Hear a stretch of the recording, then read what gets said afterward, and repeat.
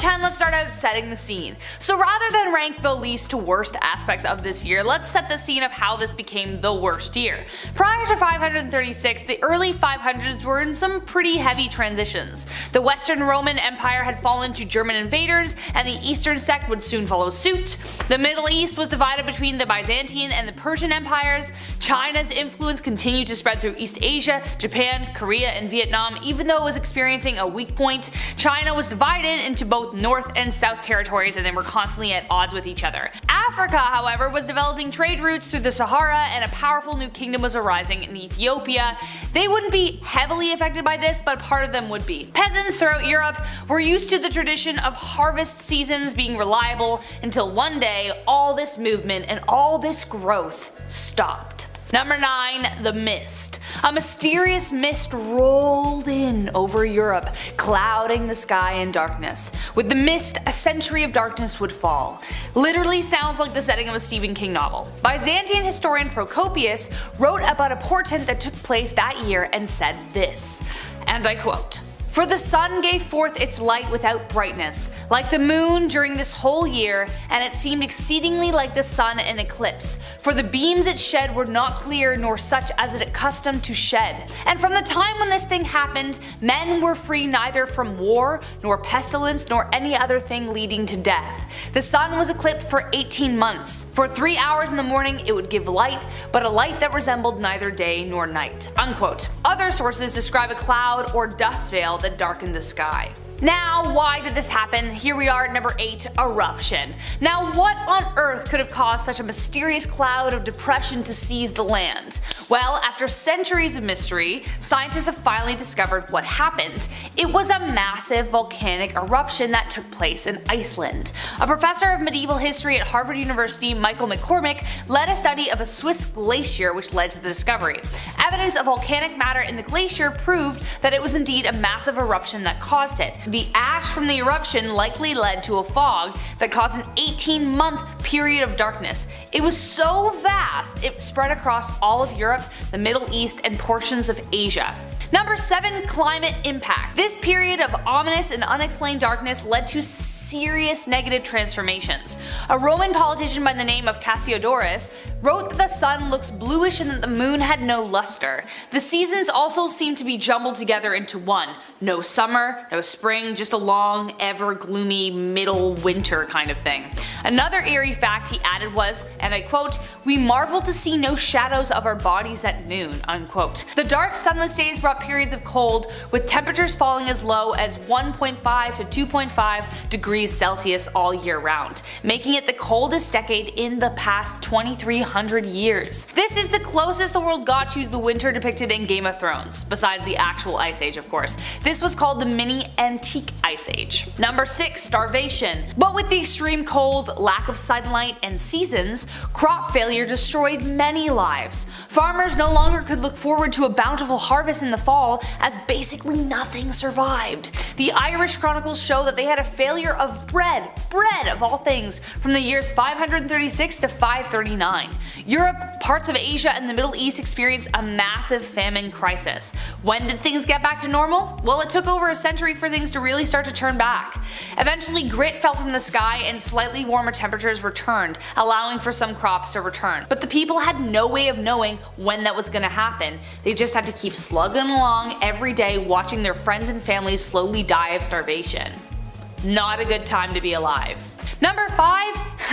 The Plague of Justinian.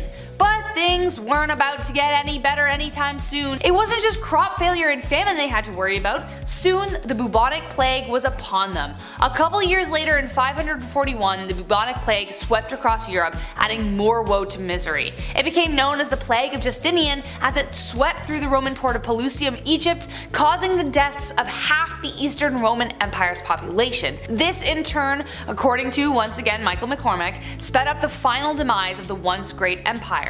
The plague struck Asia, North Africa, Arabia, and Europe, taking the lives of a colossal 30 to 50 million people, and now there weren't that many people back then, so this would have really made a dent. The same disease would return centuries later and would be known as the Black Death. The reason it was called the Plague of Justinian this time around was due to the poor response from the Byzantine ruler. He was unable to complete the projects he had started due to the farmers and workers dying by the thousands, so he decided to raise taxes and change the tax code. He not only demanded taxes from the people still alive, but demanded they pay the ones owed by their fallen neighbors as well. So not a good time. Number 4. Some benefits. There were some. Now, though scientists like to say this is the worst time to be alive in history, it depends where you were, and it depends where you live. I mean, I keep thinking that maybe World War II was probably worse, or World War I, I just don't know. But it was just such a long extended period of time. If you lived in the Arabian Peninsula, however, you may have actually been kind of grateful for it, you know? Due to the catastrophe, their weather changed for the good. They actually experienced more rainfall.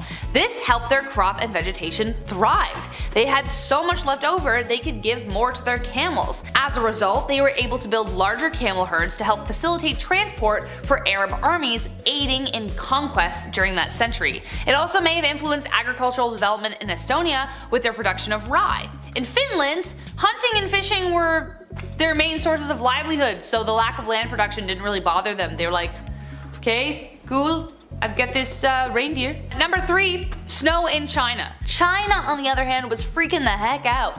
It snowed in the summer. In the summer! I cannot imagine like a more depressing thing to happen, okay? I really can't. I mean, I remember one time in May, it snowed after like 2 weeks of just like beautiful weather, and it snowed again after the longest winter. It was the most depressing moment of my life. Anyways, in some parts of China, the weather was so bad that 70 to 80% of the population starved to death. So on top of the famine, it was the weather and all this stuff. Despite this event though, South China seemingly remained peaceful and prosperous under the Liang dynasty, which lasted from 502 to 49. However, economic pressures and internal strife within the Northern Wei Empire continued to cause trouble. The Northern Zhao was finally defeated in 581, and the South asserted control over the North. This led to the final linking of North and South China when Emperor Wen began construction of a canal system connecting the two parts of China together. Number 2. Economic downturn. So obviously, with the fact that agricultural production was way down, workers were dying left, right, and center, an economic downturn soon followed the wave of plague and the mist. As previously mentioned, rulers such as Justinian raised taxes like crazy, burying his empire in debt. But just how bad did it get? Well, the study of seeds found in excavations tell a pretty bleak story. They found a high number of grape seeds in the ancient trash mounds. So what does that matter? Well, by going through each seed individually, that's dedication, they noticed a steep rise in the amount they found, and then all of a sudden a steep decline of grape pips. The Byzantine Empire, for instance, was pretty well known for their sweet wine that they sold, and they had connections with other parts of Europe that they sold it to, which means the steep decline in the seeds indicates that their economic ties took a huge hit. And last but not least, let's tie this whole thing together with survival. So how in the heck did we survive this thing? It was one foul hit after another. Bad weather, famine, plague, economic downturn, war, people being the worst.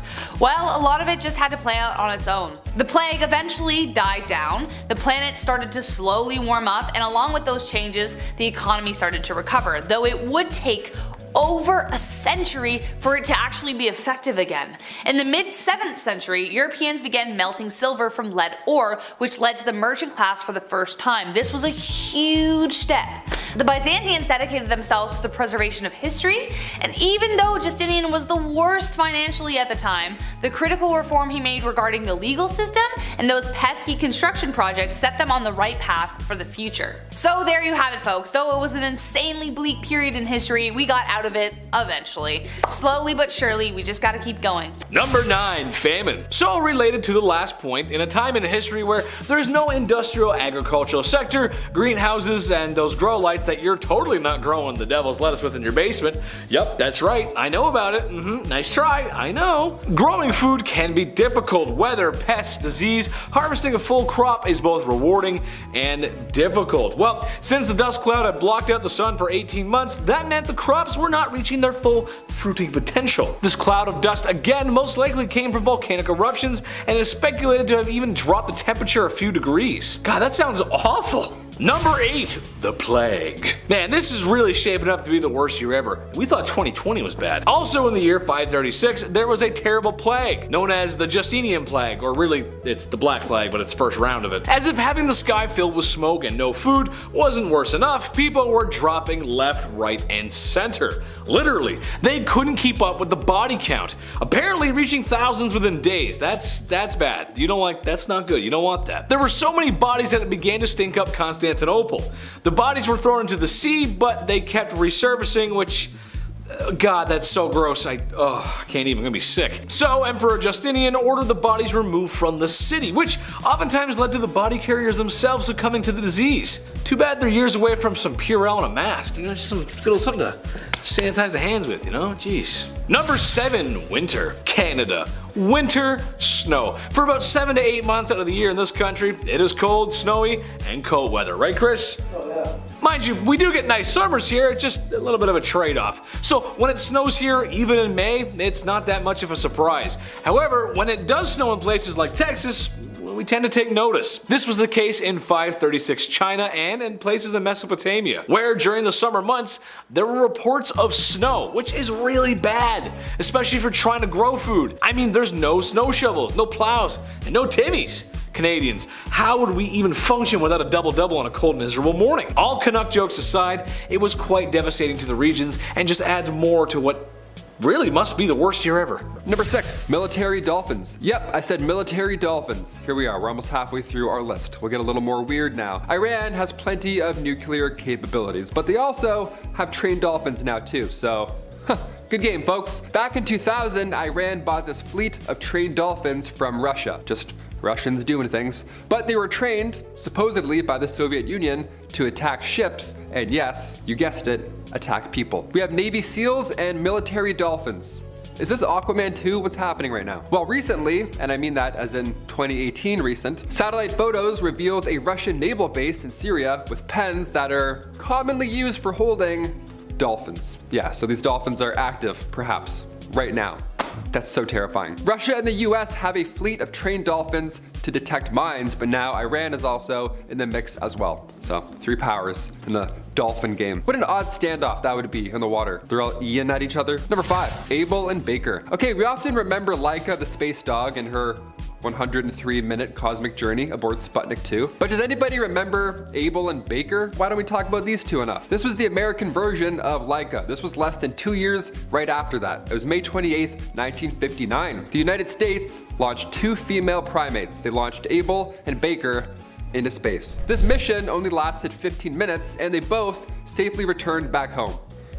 That's wild to me. The monkeys weren't injured from the cosmic commute at all. A radio message came in shortly right after they splashed down in the Atlantic, and the message said, no injuries or other difficulties. Thank the Lord, we love that. Abel and Baker, perfect, as they said. I don't think we can blast any more primates into space going 10,000 miles an hour anymore, but it's wild to me that we did this ever. This is insane. A human had to strap in a chimp into a rocket ship and be like, all right, see ya. And then, that's insane. Grown adults had to do that. That's insane. Abel sadly passed away shortly after the flight. Nothing to do with the actual flight itself, just timing. Meanwhile, Baker, she got famous. She was getting 150 fan letters a day. Imagine if she had Twitter. Oh, it'd be wild. These ladies are icons. Never mind Laika, okay? Hit that thumbs up for Abel and then subscribe for Baker.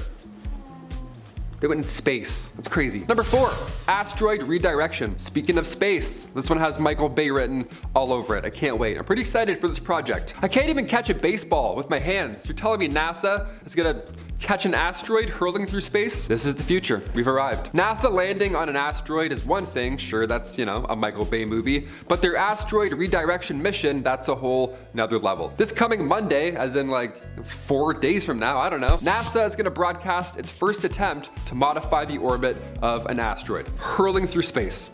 This is real life. And before you start to panic, no, there's no way any debris can hit the Earth after said test. But if an asteroid was coming for Earth, well, now we have a backup plan to hopefully, ideally, save the human race and the planet. That would be helpful. That's always handy. The planetary defense team is using a craft called DART, just sending a dart out there. You got a dart? Awesome. Double asteroid redirection test, DART, which will ideally target the asteroid Dimorphos and then altering its orbit. And we can tune in live to watch the whole thing on Monday, because that's where we're at in the future. We can just tune in live and watch Jake Paul fight someone or watch an asteroid get blasted off of its course. How are you spending your afternoon this Monday? Number 3, mass extinctions. Are we part of the 6th extinction? I mean, we're talking about asteroids getting blasted away from Earth. It kind of feels like it. It kind of feels like something's nearing us. It's happening right now, isn't it? We lose thousands of species every year, and when looking in the past, sure, asteroids and ice ages, they've all caused these massive extinction level events, of course. But after humans invented the wheel and discovered fire and, became the worst things ever to exist, things started to change naturally. In the 1800s, industrialization drove up extinction rates and continues to do so, obviously. We're not helping the planet by any means. And according to Elizabeth Colbert, across the world, scientists every day are monitoring what could be the largest extinction event since the dinosaurs. Right now. It's happening right now. The way human beings interact with the environment and affect biodiversity, it could be more deadly than an asteroid hitting the Earth. That's a fun, scary fact. Okay. With an ever-climbing list of endangered species, Colbert and the world asked the question, is it too late to change it? Kind of feels like it's too late. Okay, let's move on to something a little more lighter so we don't feel like complete trash. Deal? Deal. Number 2, relaxative. Okay, so right off the bat, the Victorian era was a little messy. I'm sure you figured this out by now, but these messy illnesses were putting a lot of pressure on medical practitioners back in the Victorian day, so they were desperate for new treatments. Sometimes I laugh at Victorian medical treatments, but they tried. And they also achieved many medical breakthroughs, one that I saved for number 1. But when it came to handling chickenpox in the Victorian era, that wasn't our finest hour. No, we didn't figure that one out, I don't think, right off the bat. Chickenpox in the Victorian era was being treated by using laxatives. Yeah, just let that sink in for a second. I have chickenpox. What should I do, doc? Just go take a shit. Or 6, I don't know, might help. Yeah, folks would slam some castor oil and then, ready for this? They would get even more sick. Yeah, who would have thought, right? You thought you were uncomfortable before. Well, not even close. Not every answer was a solution in the Victorian era. But this one was. And finally, number 1, the discovery of penicillin. Thank God this one happened. We'll still talk about this one because it's a really good one. Sometimes miracles happen when nobody is in the room or no one's looking. That's ideally the best time. Alexander Fleming discovered penicillin back in 1928. Now at the time, he was actually studying Staphylococcus, which is bacteria that causes infections and boils and all that nasty stuff. But right before Alexander left for a well-earned 2-week vacation, he left a petri dish with some of that Staphylococcus right there on the table, just sitting there. Rather than, store it away in an incubator, he just accidentally left it out. Now during this time off, a penicillium mold, the spore just drifted in there, either through a window or up the lab stairwell, some Horton Hears a Who type commute. It drifted in there, and the temperatures of the room and the lack of one Alexander Fleming allowed for the mold to fight back. And then miracles literally happened. It then prevented that bacteria from growing anymore. So he returned and discovered this antibacterial substance was only produced by strains of penicillium. So now we have a solution that isn't a laxative. You know what I mean? Now we have some things that help us out medicinally. Yeah, we got asteroids, some medicines, some horrible history, some dark tragic events. We got it all in this list, really. I don't know how to tell you that. Number 10, the dust. In the year 536, apparently a large cloud of dust and or fog covered up the sun for 18 months in Europe. Naturally, back then, there could have been 1,000 reasons why this could happen, or at least that's what people thought. A quote from the wise Procopius describes the event as follows. For the sun gave forth its light without brightness, like the moon during this whole year, and it seemed exceedingly like the sun in eclipse, for the beams it shed were not clear, nor as it is accustomed to shed. And from the time when this thing happened to men, were free, neither from war nor pestilence, nor any other thing leading to death. Ooh, wow, that sounds bad. Was bad. Our best guess is that there was a lot of volcanic activity at the time, and it could have covered parts of Europe, which is so awful, I can't even, and you'll see why. Number 9, famine. So related to the last point, in a time in history where there's no industrial agricultural sector, greenhouses, and those grow lights that you're totally not growing the devil's lettuce with in your basement. Yup, that's right, I know about it. Nice try, I know. Growing food can be difficult. Weather, pests, disease, harvesting a full crop is both rewarding and difficult. Well, since the dust cloud had blocked out the sun for 18 months, that meant the crops were not reaching their full fruiting potential. potential. This cloud of dust again most likely came from volcanic eruptions and is speculated to have even dropped the temperature a few degrees. God, that sounds awful. Number 8, the plague. Man, this is really shaping up to be the worst year ever. We thought 2020 was bad. Also in the year 536, there was a terrible plague, known as the Justinian plague, or really, it's the Black Plague, but it's first round of it. As if having the sky filled with smoke and no food wasn't worse enough, people were dropping left, right, and center. Literally, they couldn't keep up with the body count, apparently reaching thousands within days. That's bad. That's not good. You don't want that. There were so many bodies that it began to stink up Constantinople. The bodies were thrown into the sea, but they kept resurfacing, which, God, that's so gross. I can't even, I'm gonna be sick. So Emperor Justinian ordered the bodies removed from the city, which oftentimes led to the body carriers themselves succumbing to the disease. Too bad they're years away from some Purell and a mask. Just some good old something to sanitize the hands with, Jeez. Number 7, winter. Canada. Winter, snow. For about 7 to 8 months out of the year in this country, it is cold, snowy, and cold weather, right, Chris? Oh yeah. Mind you, we do get nice summers here, it's just a little bit of a trade-off. So when it snows here, even in May, it's not that much of a surprise. However, when it does snow in places like Texas, we tend to take notice. This was the case in 536 China and in places in Mesopotamia, where during the summer months, there were reports of snow, which is really bad, especially if you're trying to grow food. I mean, there's no snow shovels, no plows, and no Timmies. Canadians, how would we even function without a double-double on a cold, miserable morning? All Canuck jokes aside, it was quite devastating to the regions and just adds more to what really must be the worst year ever. Number 6, the Pfizer fine. When we think of the name Pfizer now, there's obviously mixed feelings, pun intended. But back in 2009, before they were making cures, they were paying some hefty fines. The world's largest pharmaceutical company had to pay a record-breaking fine. They had to pay $2.3 billion in criminal and civil penalties over unlawful prescription drug promotions. Now included in this mighty slap on the wrist was a $1.2 billion criminal fee. Now if that didn't sound bad enough, in the agreement was also a criminal forfeiture of $105 million. So you're paying and you're also getting more stuff taken away. It's all bad. This was the 4th time Pfizer got charged with this magnitude in a decade. They were on a pretty bad streak. What got them in hot water in the first place is that they would promote their products at resorts, right? They would invite doctors to these meetings, give them golf, massages, whatever. They would pepper you up nice so that you were Team Pfizer by the end of the trip. And you were all tanned. You looked nice, right? FBI Assistant Director Kevin Perkins says the corporate giant was blatantly violating the law and misleading the public through false marketing claims. Number 5, no birds at the funeral. If you ever want to liven up a funeral, try bringing a parrot. They love to heckle, turns out. Former President Andrew Jackson, he passed away a long time ago. He passed away in 1845. Now, it's important to note that he passed away before his pet did. He passed away before his pet parrot died. So the parrot, of course, attended the funeral, right? How lovely, right? I bet after I said that, you said, oh, maybe you gave it a thumbs up, maybe you subscribed. Good stuff going around, right? It's lovely. Thing is, the parrot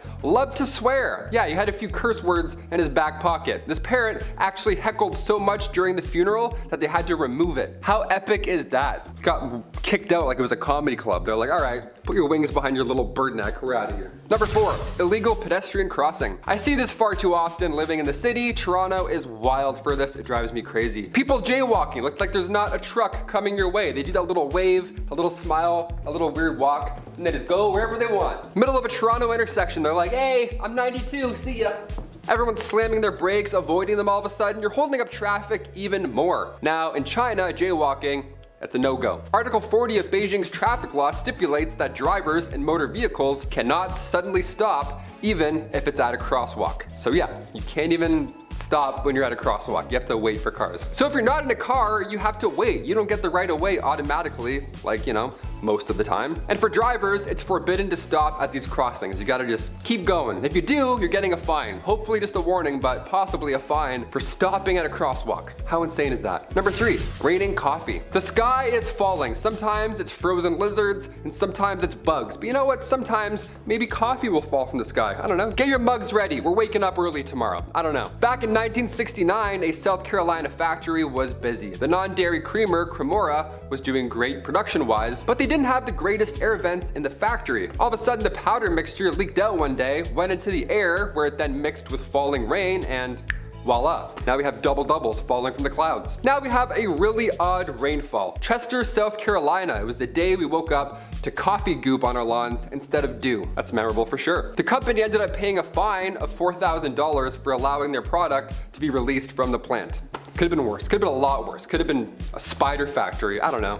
First thing I can think of. Number 2, they can't stop all of us. Remember that Area 51 raid that went down back in 2019? Months of planning, gathering heads, planning trips, renting cars, all to get everyone out to Nevada. Everyone was determined to find out the truth about aliens. It was a big raid where everyone planned to overthrow every Area 51 guard. So, did it work? What ended up happening there? I forget. Everyone! We're not here for photos!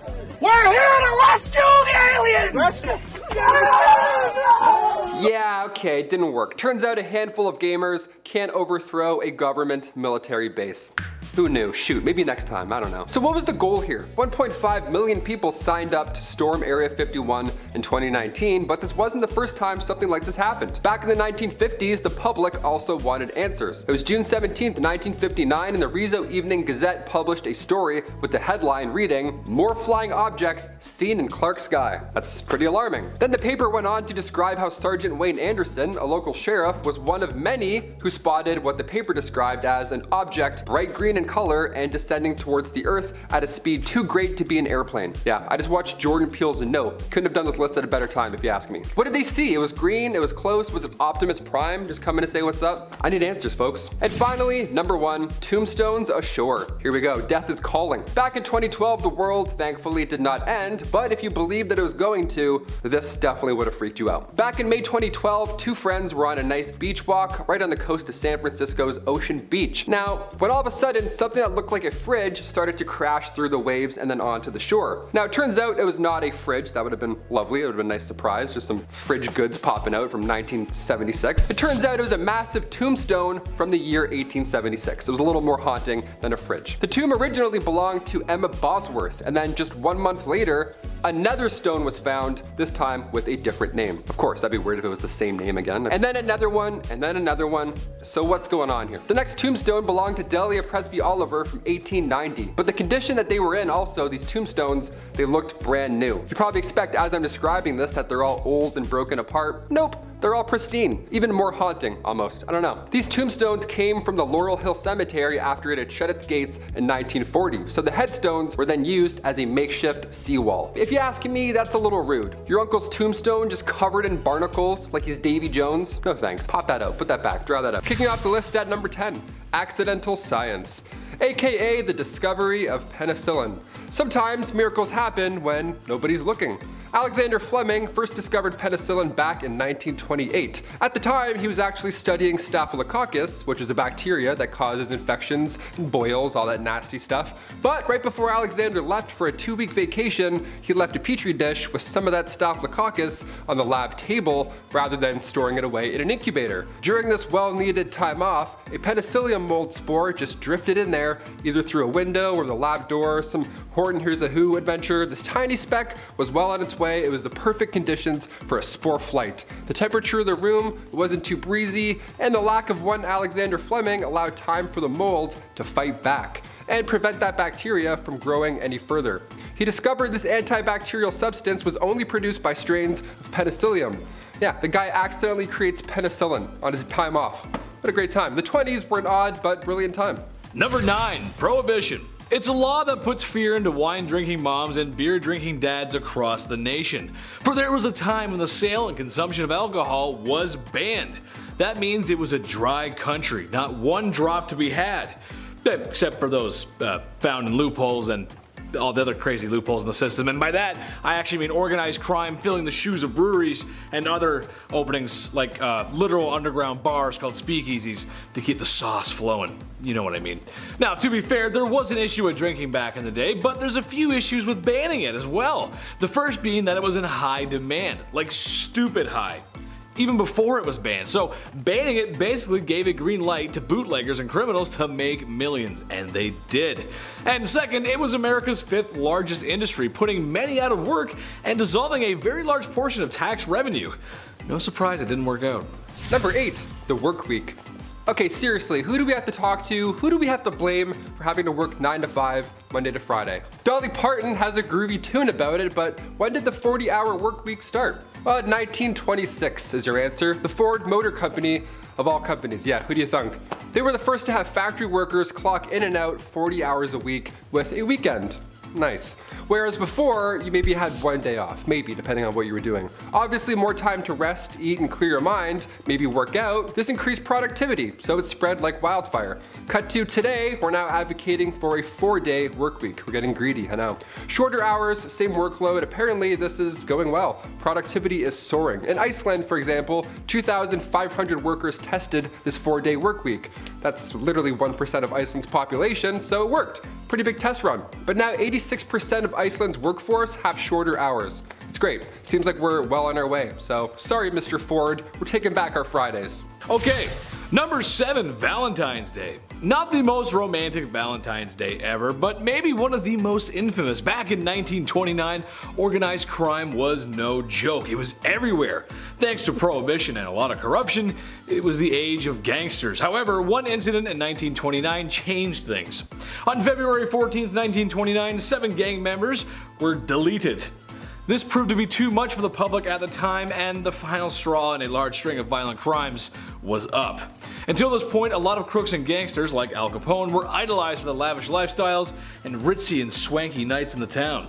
This, however, was one step too far and helped to further reform in crime, giving a certain FBI predecessor to rise up and eventually found the FBI. The lesson here? Sure, being a gangster is great. Sign your autographs, live like a fat cat in your penthouse, but there's only so much you can get away with. After it was all said and done, Capone got put away too. And if they can get Capone, they can get you. Number 6 is advanced construction for historic times, at least in comparison to the European world. There are endless descriptions from visitors to some of these cities that spin tales of intense grandeur that seem almost impossible given the tools and slow progression of society at the time. But Africa wasn't slow, and that's what people don't seem to know. So let's run through some real-life documented examples. Chinese records of the 15th century AD note that Mogadishu had houses of 4 or 5 stories high. A comment verified by archaeologists, houses fully intact and still inhabitable today have been found in Old Dajin in Mali, several stories high, but also with underground rooms, staircases, and connecting halls. Sudan in the 9th century AD also had multi-level houses, also differing in spatial layouts and functioning water systems, and water heating systems for the kitchen and bathroom. A ruined mosque in the Kenyan city Gedi was found to have a water purifying system made of limestone, so as to recycle and filter their water. Multiple palaces found, such as Husuni Kabwa and Mount Fura, have been found to have chandeliers, murals, swimming pools, and real glass windows. Fueled by oils, many of these cities also had street lighting alongside their citywide sewer and water systems. Had colonialists not blindly rampaged in like children, maybe they could have learned something that improved their societies and made them progress quicker, instead of just decimating others and everything being lost to time. Number 5 is gold and bling. Modern estimation says that South African gold mining was that of an epic scale. An estimated amount of gold ore mined from the entire region by the ancients exceeds 43 million tons. The ore yielded nearly 700 tons of pure gold, which today would be valued over $7.5 billion. Meanwhile, in West African gold mining, it's estimated 1,500 to 3,500 tons, worth more than 30 billion in today's market. So it comes as no surprise the African population used it like crazy. In 1324 AD, Malalian ruler Mansa Musa brought so much money with him to Egypt, his visit resulted in the collapse of gold prices, and it took 12 years for their economy to bounce back. A 16th century traveler visited Central African civilization of Kanam-Borno and commented that the emperor's cavalry had golden stirrups, spurs, bits, and buckles. Even the ruler's dogs had chains of the finest gold. In 1067 AD, the emperor of Ghana was said to have an almost identical setup, including a golden temple room. A Portuguese chronicler of 1600 AD Africa described the country's peoples as finely clad in many rich garments of gold, silk, and cotton, and the women with much gold and silver chains and bracelets, which they wear on their legs, stomachs, and arms, and many jeweled earrings in their ears. Even the famous palace of Mount Fura is known for having gold chandeliers, outlines furniture, rafters, beams, decor pieces, and cutlery also made of gold. It's easy to say that gold has a high cultural significance to the people of Africa's past and present, so always be conscious, do your research, and don't appropriate. Let's talk the Lost Knox, number 4 on the countdown. Tongue twister. The Noks are one of the most mysterious of ancient African civilizations. Located in what's now central Nigeria, the first evidence of their existence was actually an accidental discovery during a mining operation. The initial discovery kind of fell flat for some reason, but when a further trove of artifacts was unburied in 1928, archaeologists finally came rolling in. All we knew was that A, they were super ancient, and B, they made a ton of terracotta heads. Like a lot. They're currently using these terracotta heads to date the time of the Noks' existence, which is constantly being revised to be older and older and older. Currently, the assumption is the Nok culture may have been early 1500 BCE, being one of the earliest, if not the earliest civilization in sub-Sahara Africa. Wow. Nok developed smelting techniques which gave them iron tools much earlier than their neighbors that date back to 500 BCE. This technology leap meant that the Noks skipped over the Bronze Age entirely, going from stone to iron. Incredible. Nok artifacts are spread over 50,000 square kilometers, inspiring archaeologists to believe in a potential mass Nok city sitting somewhere beneath or around, waiting to be discovered. Unfortunately, the reason we haven't yet is Noks used mud and wood to build their empire, something that the climatic conditions of Nigeria easily broke down over hundreds of years. Number 3 showcases the power and resilience of African women, the Igbo women's uprising. The colonists' first mistake was in taking power of Africa. Their second was in undermining it. The Igbo history, it's remembered as the Women's War, a massive revolt against the policies imposed by colonial British controlling Nigeria. In 1914, colonial governors implemented an indirect control and ruling system. Under his plan, they ruled locals using warrant chiefs, who were traditionally the pre-existing Igbo chiefs. It became downright oppressive. Property was being stolen, draconian regulations implemented, go look up what I mean, and the imprisonment of those who spoke out against it. It was hard not to be mad at the warrant chiefs, but they were just the messenger. So what blew it out of the water was the colonialists imposed a special tax on the Igbo market women, people responsible for supplying food to the growing urban populations in varying Nigerian cities. Obviously, the population feared the taxes would drive many of the market women out of business and seriously disrupt the supply of food and non-perishable goods available to the populace. So November 1929, thousands of Igbo women congregate and protest warrant chief theft and tax at administration centers. They used a fun tradition dubbed sitting on a man, which is to censor men. They did this via all-night song and dance ridicules. These icons also attacked colonial stores and banks, broke into prisons to release prisoners, and attacked the colonial monuments by burning them down. This 2-month siege had a reported 25,000 Igbo women participants, and in the end, the Igbo women's action forced colonial authorities to drop their plans to impose a tax on the market women and curb the power of warrant chiefs. The women's uprising is seen as the first major challenge to British authority in Nigeria and West Africa during the colonial period, and became a historical example of feminism and anti-colonial protest. Number 2 is another story of incredible perseverance, the Little George. You're quick to be taught in school about all the ships that made it to America with captured Africans and all the ones that sank with them. How about a story where the colonists were tossed overboard instead? Well, it happened once with the Little George in June 1730. This little-known revolt was one of the most successful on-sea uprisings of captured Africans in high sea history. It was 5 days into the voyage from the coast of Guinea to what's now Rhode Island, USA. There was a documented 96 captured people aboard and held below in the poor ventilation, chained and piled amongst each other. Several of the captured men and women below began working tirelessly to free their wrists of shackles, unaccepting of this reality, so that on June 6 at 4 a.m., the captives were able to burst through the bulkhead of the ship. Unarmed, exhausted, dehydrated, it must have been adrenaline and the ancestors who aided them as they decimated the 3 watchmen who tried to alert the other crew. Using a homemade contraption of gunpowder in a glass bottle, other captives threatened to ignite it, something the rest of the crew would realize would blow a hole big enough to sink the ship. So the crew all surrendered. They doubted the Africans would be able, with no sailing or navigation experience, to use the ship and get back home, and ultimately give up to them. No! These guys knew celestial mapping. They turned the ship around and sailed it back to the African continent, surviving off of the rations meant for the crew. It was their turn to starve anyway. After a few days, the Little George reached the mouth of Sierra Leone River, where the Africans and British crew abandoned the ship, leaving the Captain George Scott aboard. Number 1 is origin of man. You're hearing it here first, maybe, but the human race is of African origin. Now, it's important to divide the line. I am not referring to Neanderthals, but rather the subset of human that followed followed and is what we are now. Referred to as Homo sapiens sapien, remains found in Omo, Ethiopia are the oldest in the world, dating back to 230,000+ years old, and no older ones have yet to be found. They're titled Omo 1. The remains, they were originally thought to be from a later time period, using endless DNA testing and also the layering of volcanic ash as well as debris over the remains through different periods. It helped us determine a much older age just last year in 2022. A New York Times article published in March of 1979 documented this discovery on the front page when it first happened, under the title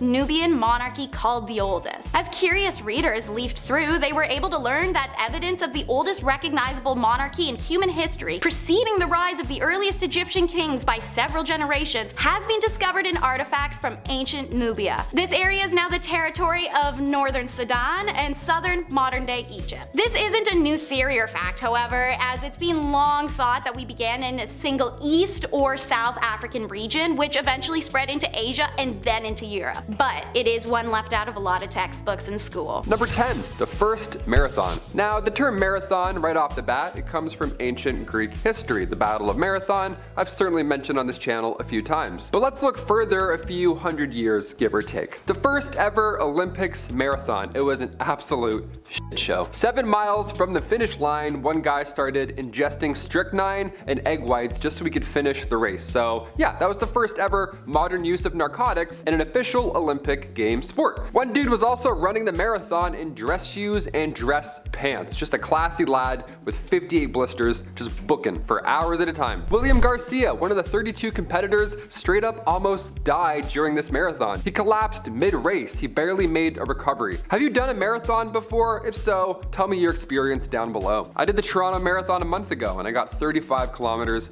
out of 42. It was so close it hurt my soul. If only I wasn't wearing those dress shoes, you know, maybe I would have finished.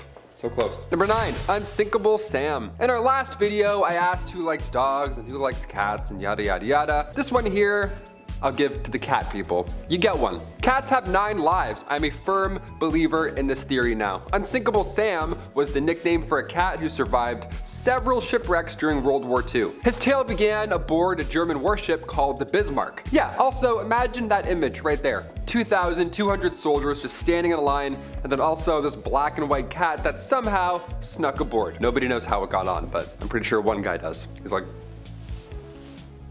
the Bismarck was decimated during one of the attacks, of course, and while the HMS Kozak was looking for survivors shortly after, they saw Oscar the cat on a plank. Yeah, he had to earn the Unsinkable Sam alias, alright? You get a new life, you get a new name, then it happens. The HMS Kozak hauled him aboard, but then several months later, the Kozak was destroyed. Now this time it was the HMS Ark Royal who spotted the cat, and then the fearless feline was dubbed Unsinkable Sam. Little man passed away in 1955, not on a warship, so that's great. Hope there's therapy in cat heaven. My god. He's like, well, 4 out of the 9 sucked. I don't know. Number 8, Robert Liston. In the early 19th century, crowds would gather to watch Dr. Robert Liston work, okay? They would huddle around like it was a dance battle. They get nice and close and breathe in each other's mouths. He was known as the fastest knife surgeon in the West. I know, how many red flags can you find already? A crowd, a fast surgery, this guy just in the middle of it. What's going on? Like, please help me, please put me together. I don't know. This was a time before anesthesia had been developed, so you wanted things wrapped up quick. Pun intended. Now, Robert, he would have you amputated and sutured in 3 minutes flat, right? Don't you want that? Don't you want a nice fast surgery? Mortality rate was 300%. Not great at all, in fact. And then one fateful day, Robert attempted to beat any record previously held. He was trying to perform the fastest surgery, but during so, he accidentally cut off his assistant's fingers as well as the patient's leg. So, I don't know what the guy's doing with his arms, but you're like, buddy, slow down. We got more than 3 minutes, it seems. He also hit somebody else watching by accident, you know what I mean? Remember how I said crowds would gather, the old surgery crowd? This is why you don't stand too close, okay? It's like crump battles. You get too close, you're getting nicked by something. Either Robert or some guy in Tim's.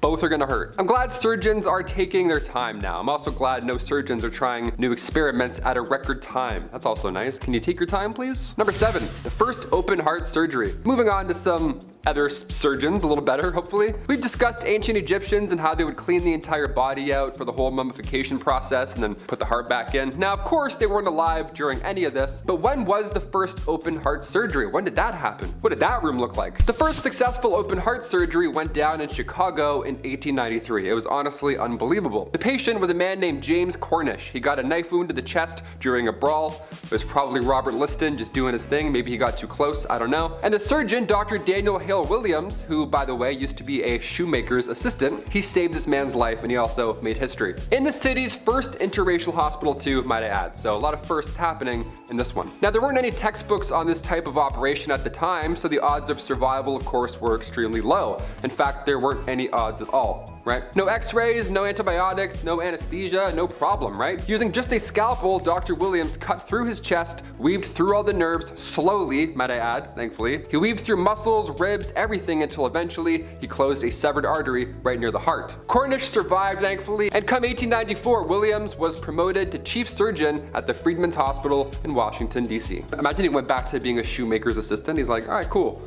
Now I want those shoes. Number 6, the Great Famine. Weird time to talk about a famine after the hair incident, but okay, here we go. Back in 1845, a potato crop that a lot of the Irish population relied on was no longer available. This was huge. This is bad history right here. A group of microorganisms wiped them all out, and in result, around 1 million folks died or had to leave. It was draconian law at this point and British ruling that made the exported food hard to reach people. This famine led to Irish independence and anti-union movements. Historical, definitely. Messed up? Absolutely. Number 5, Queen Victoria's name change. Every year on May 24, we set off fireworks, then we have way too many hot dogs. It's the best. We call it Victoria Day, right? It's for sure called Victoria Day, right? Well, back in 1819, Victoria was christened in an almost private ceremony. It was small, obviously. Victoria's uncle only let a few people attend. Like I mentioned in part 1, she had an isolated childhood with the whole Kensington system. That was no way to live. But even the day she was christened, trouble awaited. Her name was Alexandrina Victoria, and at the time, the name Victoria was not regal. It was of French origin, almost an odd name to have at the time, so she was immediately advised to change her name to something more traditional. But as our calendars can definitely confirm, she said, nope, I'm good. Victoria Day. Yeah, it's definitely Victoria Day. Number 4, tattoos. I only have the one tattoo, but I've always wanted more. Just not so good with needles, you know? I got my eyebrow pierced and I fainted. It's a fun fact, I have a little scar there. Not great with needles. Some of the designs are so beautiful on tattoos, the amount of pain you all sit through, I'm impressed, honestly, mad respect. The tattoo craze really took off once Queen Victoria's son, the Prince of Wales, he went and visited Jerusalem. And of course he saw copious amounts of body art and was inspired. Inspired, we'll say, yeah. So upon his return, he was all about ink at this point. And the Prince of Wales, well, if he has a sleeve, well then maybe I can have a sleeve, right? What's going on? It wasn't a sleeve, really. It was a cross. The prince got a tattoo of a cross in homage to the Crusades. So if you're gonna try and convince your parents to let you get a tattoo, just, you know, tell them the Prince of Wales did, right? You're just trying to be a royal. Number 3, Gym Day. Believe it or not, there were around 200 gyms across Europe during Victorian times. Yeah, just like 6 good lives. You're like, what's this about? Even Victorian dudes skipped leg day. How great is that, okay? It's not just you. These gyms weren't bright, they weren't open, they weren't well ventilated, they weren't motivating, and definitely not safe. None of those, definitely not. No, Victorian gyms were reserved for the upper class, obviously. Grab your pocket watch and blazer, Ezekiel. We're doing squats today. These machines also were not ideal. They were designed as antiques first rather than their purpose. Also, half of these look like saw traps. Like, are you kidding me? No way I'd bend my arm around any of these devices. No way. All those wooden wheels? No. I'll stay weak and brittle, thank you. Number 2, ghost photography. How to look back. I don't like talking about ghosts. As if the reanimated corpses coming back to life while they were ringing a bell wasn't scary enough. Yeah, let's talk about 1800s ghost photography. The camera was a hot new invention at this time, so tales of ghosts and spirits were now easily believed. Yeah, obviously, when you have a photo of a see-through woman, you're like, that's pretty terrifying. A big name in the ghost game was a man named William Thomas Stead. He was born in 1849 and Stead was the son of a Congregationalist minister, and at the age of 22 he was appointed as editor of Northern Echo, which was a regional newspaper in Darlington. So far, so good. This British medium, Richard Borsonol, featured a photo of W.T. Stead and a real spirit. Yeah, imagine that. Imagine a day where somebody being awarded the Nobel Peace Prize also poses for photo ops with ghosts. You're like, do we believe all of this or none of this? What's going on? This is so scary. And finally, number 1, music for eternity. Before we wrap up this wild part 2, I had to include perhaps one of the creepiest patents of all time. Patent numero 9,222,059. Yeah, the number is going a little bit higher. This one got me thinking. I wanted to end this video off on this note. I like this idea. Maybe, I don't know yet. Music for eternity systems. Okay, this patent is not from the 1800s, but rather 2015. I know, it's not Victorian, but when else am I going to talk about this, really? The idea here is that you could stay connected to your loved one by using a solar-powered digital music player. The best part here is the patent details how surviving family members now have the ability to update, revise, and edit stored audio files and programming after burial. Yeah, next Rihanna album, no problem, I got you. There's a speaker in the casket and there's a headphone jack on the tombstone, so we can listen together. And then we can decide if we hate the album. That's creepy. I wouldn't do this. Would you want this? Sound off below if you'd want, you know, big shiny tunes playing for eternity after you die.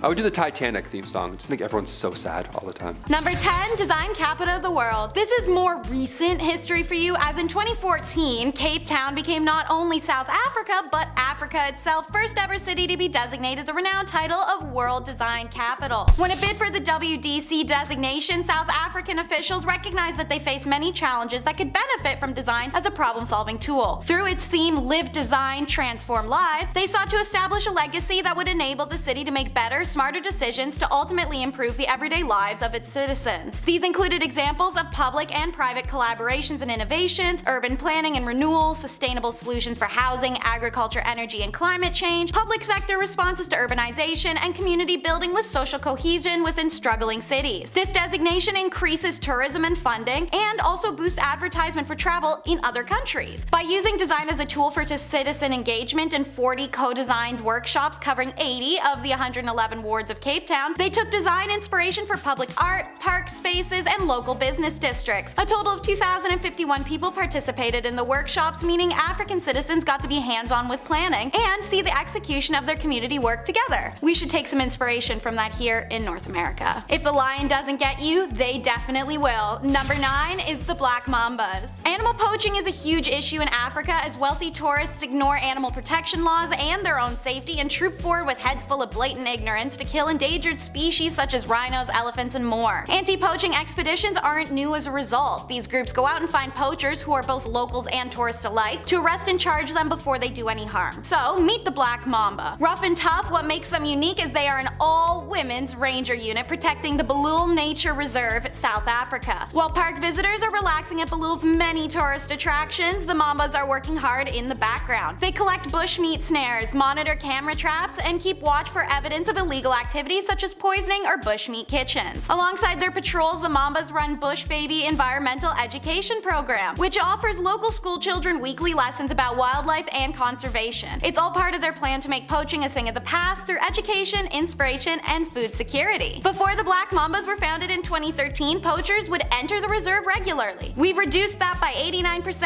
and we've received awards from conservation organizations in South Africa, the USA, and China, says Sergeant Cute Moholongo. Number 8 is the creation of Kaun City. This ancient Egyptian city, built in 1895 BC, is said to be the world's first ever planned city, rather than a group of inhabitants settling down and more joining the habitation or being birthed into it over time, which is usually the cause of unplanned expansion. No, Kaun City was different. Rectangular and walled, the city was divided into 2 parts. One part housed the wealthier inhabitants, such as scribes, officials, and foremen. The other part housed ordinary civilians, necessary for the economy. The streets of the western section in particular were straight, laid out on a grid, and crossed each other at right angles. A stone gutter over a half-meter wide ran down the center of every street, as functional sewers and restrooms, as you'll learn, were mastered by ancient African people. This is a unique thing to have claim over. Not the toilets, but the planned city thing. Houses were built of mud brick and had beamed flat mud roofs, open courts, and porticos, and also they had the earliest examples of supporting wooden columns. But the city was actually only a temporary site for the workers building the Alahun Pyramid to live in. So it was abandoned after the pyramids were finished. Another grand creation is number 7, the Great Wall of Benin. That fun little quip is actually in regards to the size of this Nigerian medieval kingdom. It's said to be built on scale comparable to the Great Wall of China. But there wasn't one giant wall at all. There was hundreds of walls. A vast system of defense totaling 10,000 miles in all, considered the largest earthworks in the world carried out prior to the mechanical era. Benin City's planning and design are miraculous too, according to the careful rules of fractal designs, which uses symmetry, proportionality, and repetition. The city and its surrounding villages were laid out to form perfect fractals. That was also repeated in the rooms of each house, the house itself, and the cluster of houses in the village in mathematically predictable patterns. Large streets comprised a sprawling series of structures for living, stores, and public buildings interconnected by innumerable doors and passageways, all which were richly decorated with the art that made Benin famous. In the early foreign explorers' written descriptions of Benin City, it portrayed it as a place free of crime and hunger, with large streets and houses kept clean, a city filled with courteous, honest people, and run by a centralized and highly sophisticated bureaucracy. Just remember that in the same year, an English professor described London, England as thievery, sex work, murder, bribery, and a thriving black market made by the medieval city ripe for exploitation. But man, did those Brits love to call everyone else primitive. Since we're discussing how revolutionary African cities are. Number 6, the birth of brands. When it comes to advertisements, you can't even take the bus down the street without seeing hundreds of ads. I'll catch myself staring at a Sunwing ad for 43 minutes just so I can avoid eye contact with Johnny Jingle Keys in front of me. Even growing up, the amount of pop-ups I had to close really fast, my reflexes are so sharp now, all thanks to those gross pop-ups. And it all started 100 years ago. Huge brands began popping up in the 1920s with these fun slogans, big colorful ads. The 20s witnessed the birth of advertisements from Reese's Peanut Butter Cups, Hostess Cakes, Welch's, and of course, one of the most unforgettable, Kool-Aid. Yeah, the Kool-Aid man is 95 years old. Yeah, I bet his knees are starting to feel like glass, that's for sure. Other companies that popped at this time was CVS, the automobile industry obviously, and two brothers in California named Walt and Roy Disney. Yeah, they had some startup cartoon studio. Not sure what happened there. Best of luck, guys, keep going. Hopefully they have a GoFundMe maybe. Number 5, the League of Nations. World War I, she was a little bit of a doozy. Unlike some wars, World War I actually changed a lot after it was said and done. Borders changed, lines on maps, empires fell, some rose. Political ideas changed, and the history of Europe's future was sealed the second the ink dried on the Treaty of Versailles. After the nations who were involved with the war took stock of what happened, and it was clear we could never let this happen again. So the League of Nations was created. Beta UN, if you will. The idea was simple: peace, disarmament, and to step in when such horrific things were to ever happen again. I'm sure they won't. Well, the planning didn't go very well, and when it was finished, the US ultimately didn't decide to join when they were one of the founding members. Ooh. Mind you, the US had a different mindset on foreign wars back then, but they were still involved. The League dissolved shortly after the Second World War ended. Number 4, flappers. What a fun word to type in. In August 1920, history was forever changed when the 19th Amendment was passed, finally giving women the right to vote. Now look, in a list of ridiculous events, I'm adding this because it took a ridiculously long time to happen. Yeah, a little twist there for you. At first you're like, what? Relax. We're working. This was post-World War I, when women were still working all these jobs, high-paying jobs, might I add. So now there's no way they're gonna let those go. There's momentum in the workforce. So, come August 1920, American women got the right to vote officially. Then Margaret Sanger came along the same year, which led us to women's right to birth control. Lot of momentum. Like Big Ched mentioned earlier, Prohibition ended legal alcohol sales, but with jazz and women's independence post-war on the rise, you couldn't stop all this momentum. Thus, the flapper girl was introduced to American slang. Yeah, smoking in public, drinking and dancing at jazz clubs, all things that were upsetting their Victorian lineage before them. Oh, you want to dance to jazz and have fun post-war? How dare thou? You want to show your calf after working doubles during a war? How dare you? Put those caps away, put that out. Number 3, the Russian Revolution. Revolution, comrades! The 1920s were a crazy time, man, and if you look at the history between the US and Russia, it's almost like a hero and a villain origin story. Okay, hear me out. World War I was a bad time for Russia. They dropped out in early 1918, shortly before the whole thing ended. Why? Because the communists were there to take over. That's just how it went. Russia went from a 300-year Romanov rule to communism within a few short years. Safe to say this was having a great effect on the already struggling nation. It seemed that the harder things got, the more communist Russia got. When looking at the states after World War I, for the most part, it was a huge financial gain. And besides being the decade of gangsters and bootleggers, this was the start of many corporations and brands, like Taylor mentioned. It seemed as things got better and became more capitalist. Interesting indeed. Duality. Number 2, the Ponzi Scheme. We've all heard the term Ponzi Scheme at one point or another, but what does that even mean? Who is this man? Where can I find him? Why are we so mad at him? Why is he scheming so often? Why? Who does that? A Ponzi scheme is of course a sham of an operation. It all kicks off back in the 1920s when one Italian immigrant named Charles Ponzi moved to the United States. He arrived to the States with the same goal as anyone, to work. That's it, just to work and, be successful. At first, he didn't have much luck, but eventually Charles was hired at Bank Zerosi, and when the bank sadly went bankrupt, Ponzi was SOL. He needed to do something, and he needed to do something fast. So he dabbled into smuggling, but he got caught. After he was released, he went into the postal system, started to buy large quantities of postal coupons from countries with, a weak economy, and then he hired a bunch of agents, trained them up good, Wolf of Wall Street style, and the whole idea was that you would promise investors that they would receive double their investment back in return within 45 days. How lovely is that? Thus, the Ponzi scheme is born. Yeah, these agents got 10% commission too, which as far as scams go, it's not too shabby, not bad at all. Number 1, Black Tuesday.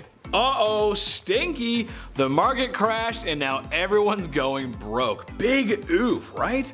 Adam told me to say that. Anyway, yes, the great market crash of 29. It wasn't good. A mixture of outstanding loans, an already declining unemployment percentage, a struggling agriculture sector mixed in with a speck of low wages and stocks just not being worth what they were, is the cause of the crash. By 1932, a lot of stocks were only worth 20% of what they originally were before.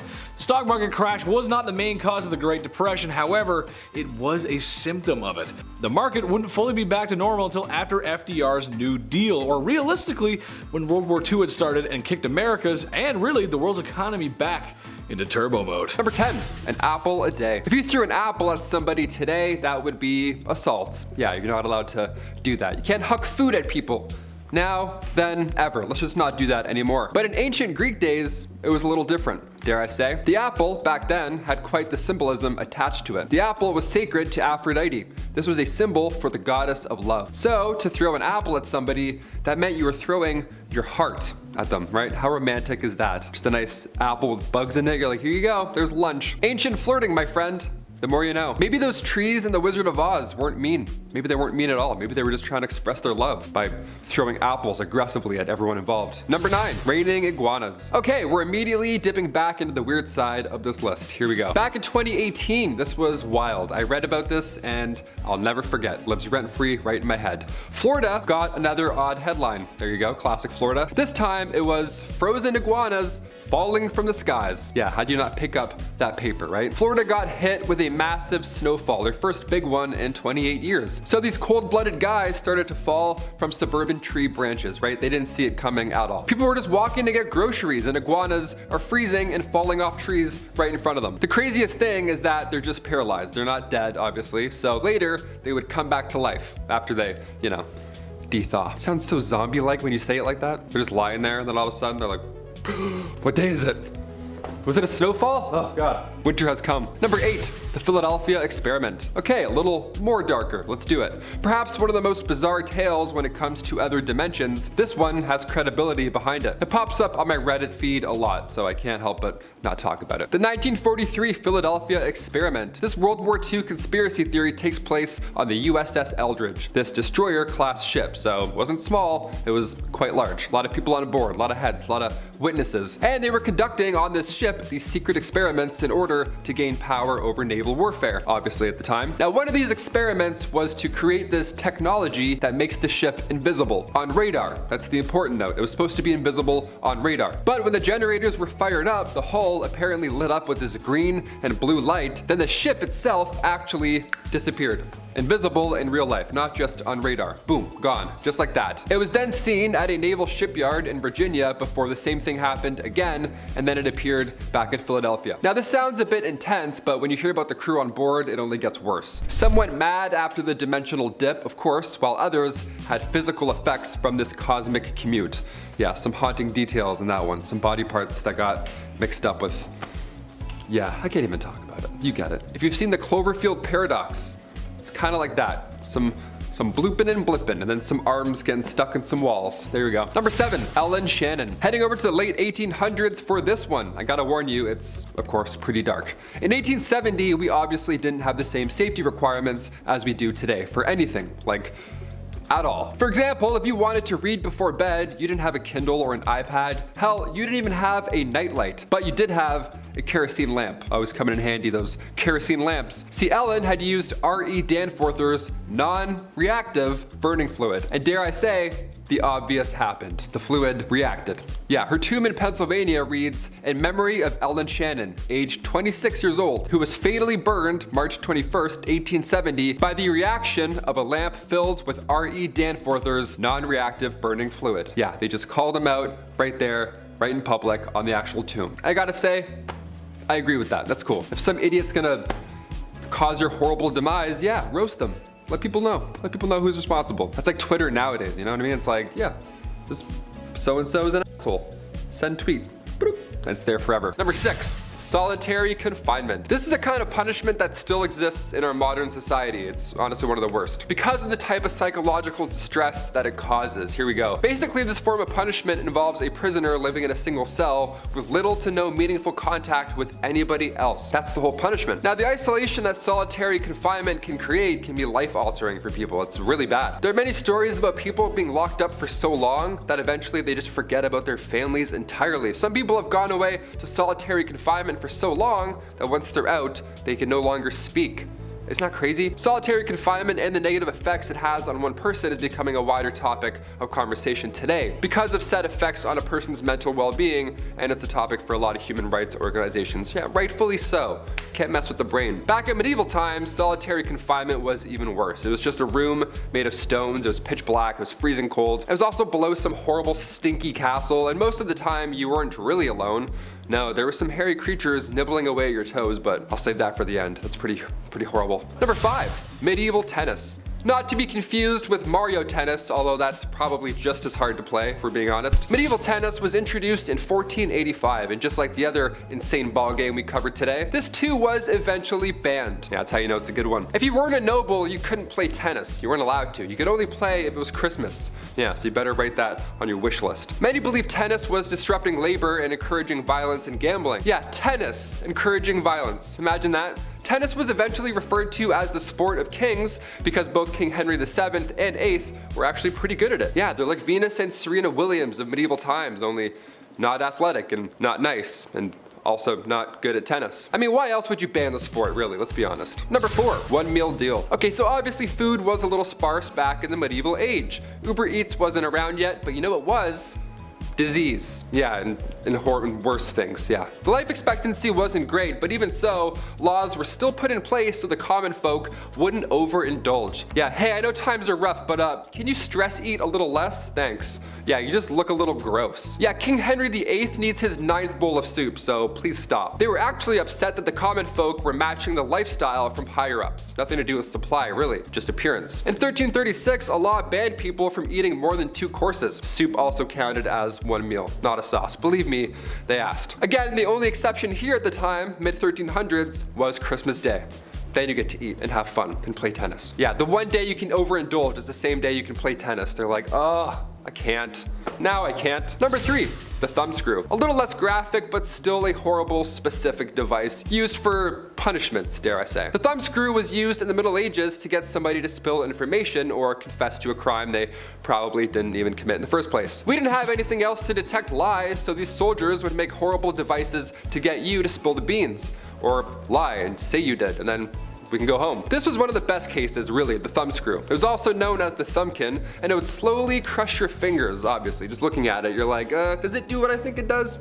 Yeah, it does. This, of course, turned into the knee crusher, or even worse, the head crusher, which I obviously don't need to explain. Yeah, the classic medieval fork. Now they're getting creative, advancing their gadgets. Nice, we love it. I can't even imagine the knee crusher. That alone, no thank you. Let's move on. Number 2, the cake test. Of all the nonsensical tests performed during the Salem witch trials that we covered in part 1 and 2, this one takes the cake. Yeah, pun intended. I did that on purpose. It sounds delicious, but in reality, it was just spreading the disease even more. This was a popular method of seeking out witchcraft in England as well. See, they would make a cake out of, well, you guessed it, rye flour. Remember that, rye flour. And then they would add a little bit of urine from the accused witch. Yeah, I'm more of a chocolate cake guy myself, not a big fan of urine cake. But hey, who knows, maybe I'll change. But don't worry, nobody ate this cake, just an unfortunate village dog. Yeah, sad thing. They would feed this cake to a good boy, and then if the dog showed the same witchy symptoms, you know, being sick from said rye, then the town knew for sure that the accused was guilty. I just really wish one villager was like, maybe it's the pee. I'm just saying. Number 1, rats. Another Game of Thrones classic to finish off our horrible part 3. If you're a rat person, I know there's a lot of people who do tricks with their rats and stuff. That's great, but cover their little eyes for this one. This is horrible. Get them out of here. Rats were used as a medieval punishment. Where do I even start with this one? It was a punishment for the rats too. Really, this is a 2-for-1 when it comes to pain. What was once called a rat trap involved a man being tied down to something, and then a metal enclosure or bucket being strapped to his abs or his chest. Inside this enclosure, there are rats, which the strapped down person can feel walking around in their skin. And then that's when the person, and still in the punishment, begins heating the other side of the metal enclosure, and historically hot coals were usually placed on top, which of course very quickly creates a hot environment for the rats inside. And many of you see where I'm going already, and you're like, ooh, yep, it's gonna happen. From here, the rats begin to frantically search for a way out, the softest way out, because just like us, they have survival instincts. And the metal enclosure is too hard to bite into, but a human's flesh, that's definitely not. Horrible, huh? Yeah, that's history. Kicking off the list at number 10, the heretic's fork. Ah yes, I like sporks. This fork, I don't like. Another horrible thing for your neck right off the bat, here we go. The heretic's fork was designed so that nobody has to physically harm the victim, which is one of the worst in my opinion, because now it's on them to get hurt from this punishment, and then no one has to even be responsible. A double-sided medieval fork, an old rusty, horrible fork, would be attached to your neck with a belt, anything that keeps the fork steady, you name it. So now the victim has to keep their neck straight, or else the obvious and horrible would happen. Ugh, I hate it. I have a long neck too. That would be a long commute down. I don't talk about punishments enough on this channel. Some of them I don't think I'm even allowed to be honest. The heretic's fork is no joke. We could thank the Spanish Inquisition for this device. Yeah, it was used from 1478 to 1834, most often to get the victim to confess to crimes. There's usually a Latin phrase on these heretic forks. That phrase is abiro, translating to I recant. If you find a medieval fork in that third drawer down and it says that in Latin, get out of the house, that's all I'm saying. Number 9, mob football. Ah yes, some medieval footy, let's do it. Growing up, I was lousy with footwork. I couldn't kick a ball for the life of me. Back in the 12th century, I would have been doomed, would have been game over. Back in those days, it was called football because you played this game on your feet. You didn't necessarily have to use your feet to further said ball. And also the goalposts were sometimes miles away, so it made sense to use a throw or two. Also, don't stress about picking favorites for your team. Each side consisted of 300 to 500 players, so plenty of room for you and yours. I also forgot the most important rule, of course. You can fight each other. Yeah, you can full on have a brawl, whatever, no rules. It comes to no surprise that there were a few casualties, but finally this game was banned come 1359. King Edward III punished those who played ball by 6 days of imprisonment. Yeah, it turns out when there's a bubonic plague and you're at war, maybe fighting each other and breaking bones isn't the best way to kill time. You know, maybe go and hit the archery arena. Go shoot some arrows. Go practice, go break some pots. I don't know, whatever Link does in his off time. Number 8. Don't blow it. This one rings a familiar bell. This is pretty humorous, I'm not gonna lie. We'll lighten it up a bit. Back in the 12th century, horse racing was born in a Suffolk town called the Newmarket. Once King James I got set up in 1606, the sport became more widely known, and it was now a major form of entertainment as well. Eventually, laws had to be put in place to protect said prized pupils. Those horses were famous at this point, so if you think you can walk around the streets and, I don't know, blow your nose, think again, pal. That's illegal. Yes, it was once illegal to blow your nose in the streets because officials didn't want horses getting ill. In fact, if you were outside sick at all, you had to pay a fine if you were caught. Yeah, imagine you're on your way to the doctors while you're sick, then you get pulled over for a temperature check. You're like, oh, not today, please. Oh no. Number 7, forbidden shoes. 15th century shoes. Look at these fancy things, come on. Imagine you have to help carry groceries, but you could only use these.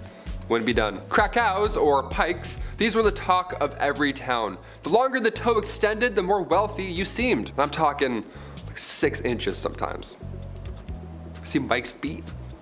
That's huge. Dudes were tripping over their feet sometimes, it was crazy. Most importantly, the common folk were starting to look like royalty. Yeah, how dare you? How dare you look like the English crown, you poser? Finally, a law was passed in 1463. No knight under the rank of a lord, esquire, or gentleman, nor any other person shall wear any shoes or boots having spikes or points which exceed the length of 2 inches. That lasted until 1604. Yeah, God forbid you're wearing your dad's pikes and then you get busted.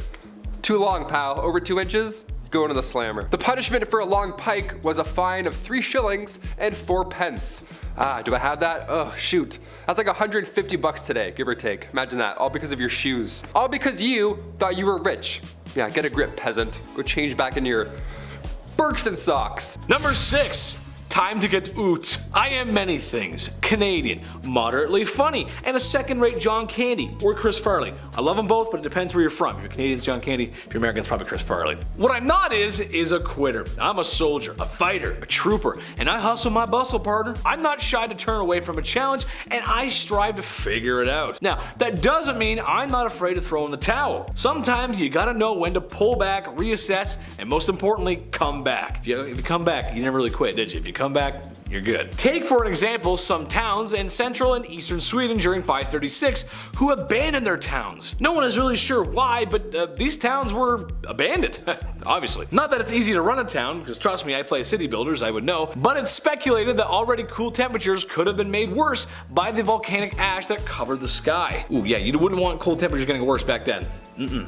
Bad for you. Number 5, hysteria. Okay, so what's the first thing people are gonna do when the skies turn to ash and crops perish and it's cold? What will we do? Band together and fight through the elements as humans because we are stronger together? Big prank! No, we panicked and had mass hysteria. And it was our fault and God was punishing us for our sins. Or at least one story from Egypt, that's how the story goes. Sure, I guess this is all bad luck, and it would seem like divine intervention to people back then, especially with the sky being so dark for so long. That does seem like something God would do. And if you think we still don't do that, well, wind the clock back 2 years ago, my friends. Remember when toilet paper was running low? That, my friends, is textbook hysteria. But then again, you know, having a dark cloud in the sky is alright, but there'd be a lot of dark clouds in your pants, you know what I'm saying? You make sure you got toilet paper, you know what I'm saying? Number 4, more volcanoes. What's worse than having a volcano cause all these issues?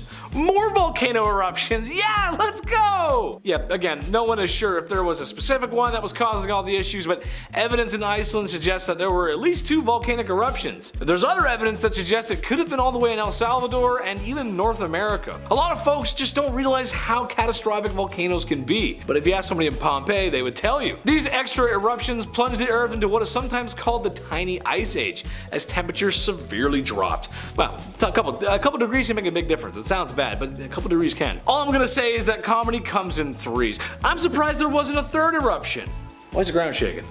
Number 3, Romulus Phallus. 536. This awful, no good, very bad year likely sealed the fate of the Roman Empire. For a while, she had been in decline, and her capital had already moved east. But like a lot of washed up sober music stars of the 80s, it was time for one more tour. One last hurrah to capture glory in a bottle. Well, go ahead and look at the map of Europe right now. I'll give you a second. Go ahead, sure, look at it. You see that? Yeah, there's no Roman Empire, is there? No. That's because the year 536 was full of disease, war, and uprisings. Pesky uprisings. Oh, those are the worst. How's a dictator supposed to rule without those? Come on. In the year 541, an estimated 30% of the Byzantine Empire had perished from the plague. That's not good. You gotta have the population there. That's bad. Number 2, Moche trouble. The Moche were a civilization in what is now Peru. That's right, there were troubles back there too.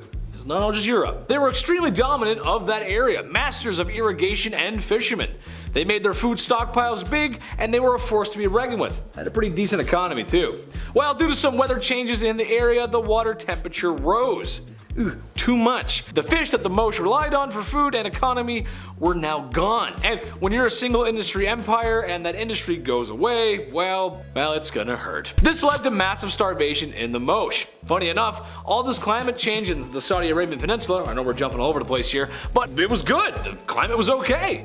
They saw more rainfall, allowing for better crops, which allowed them to bring more camels. More camels means more soldiers. More soldiers means more conquering. It's crazy how it works like that. So I guess it just depends where you live.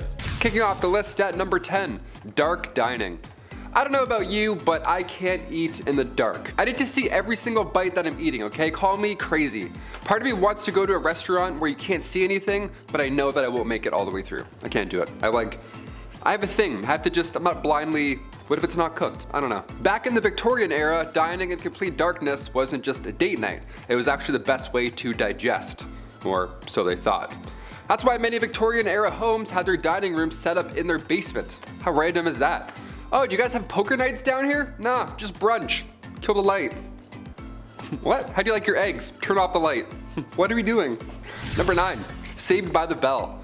I'm sure you've heard about this at some point, but allow me to go into grim detail. In the late 1700s, cholera, bacterial infections, everything bad, you name it, it was all spreading.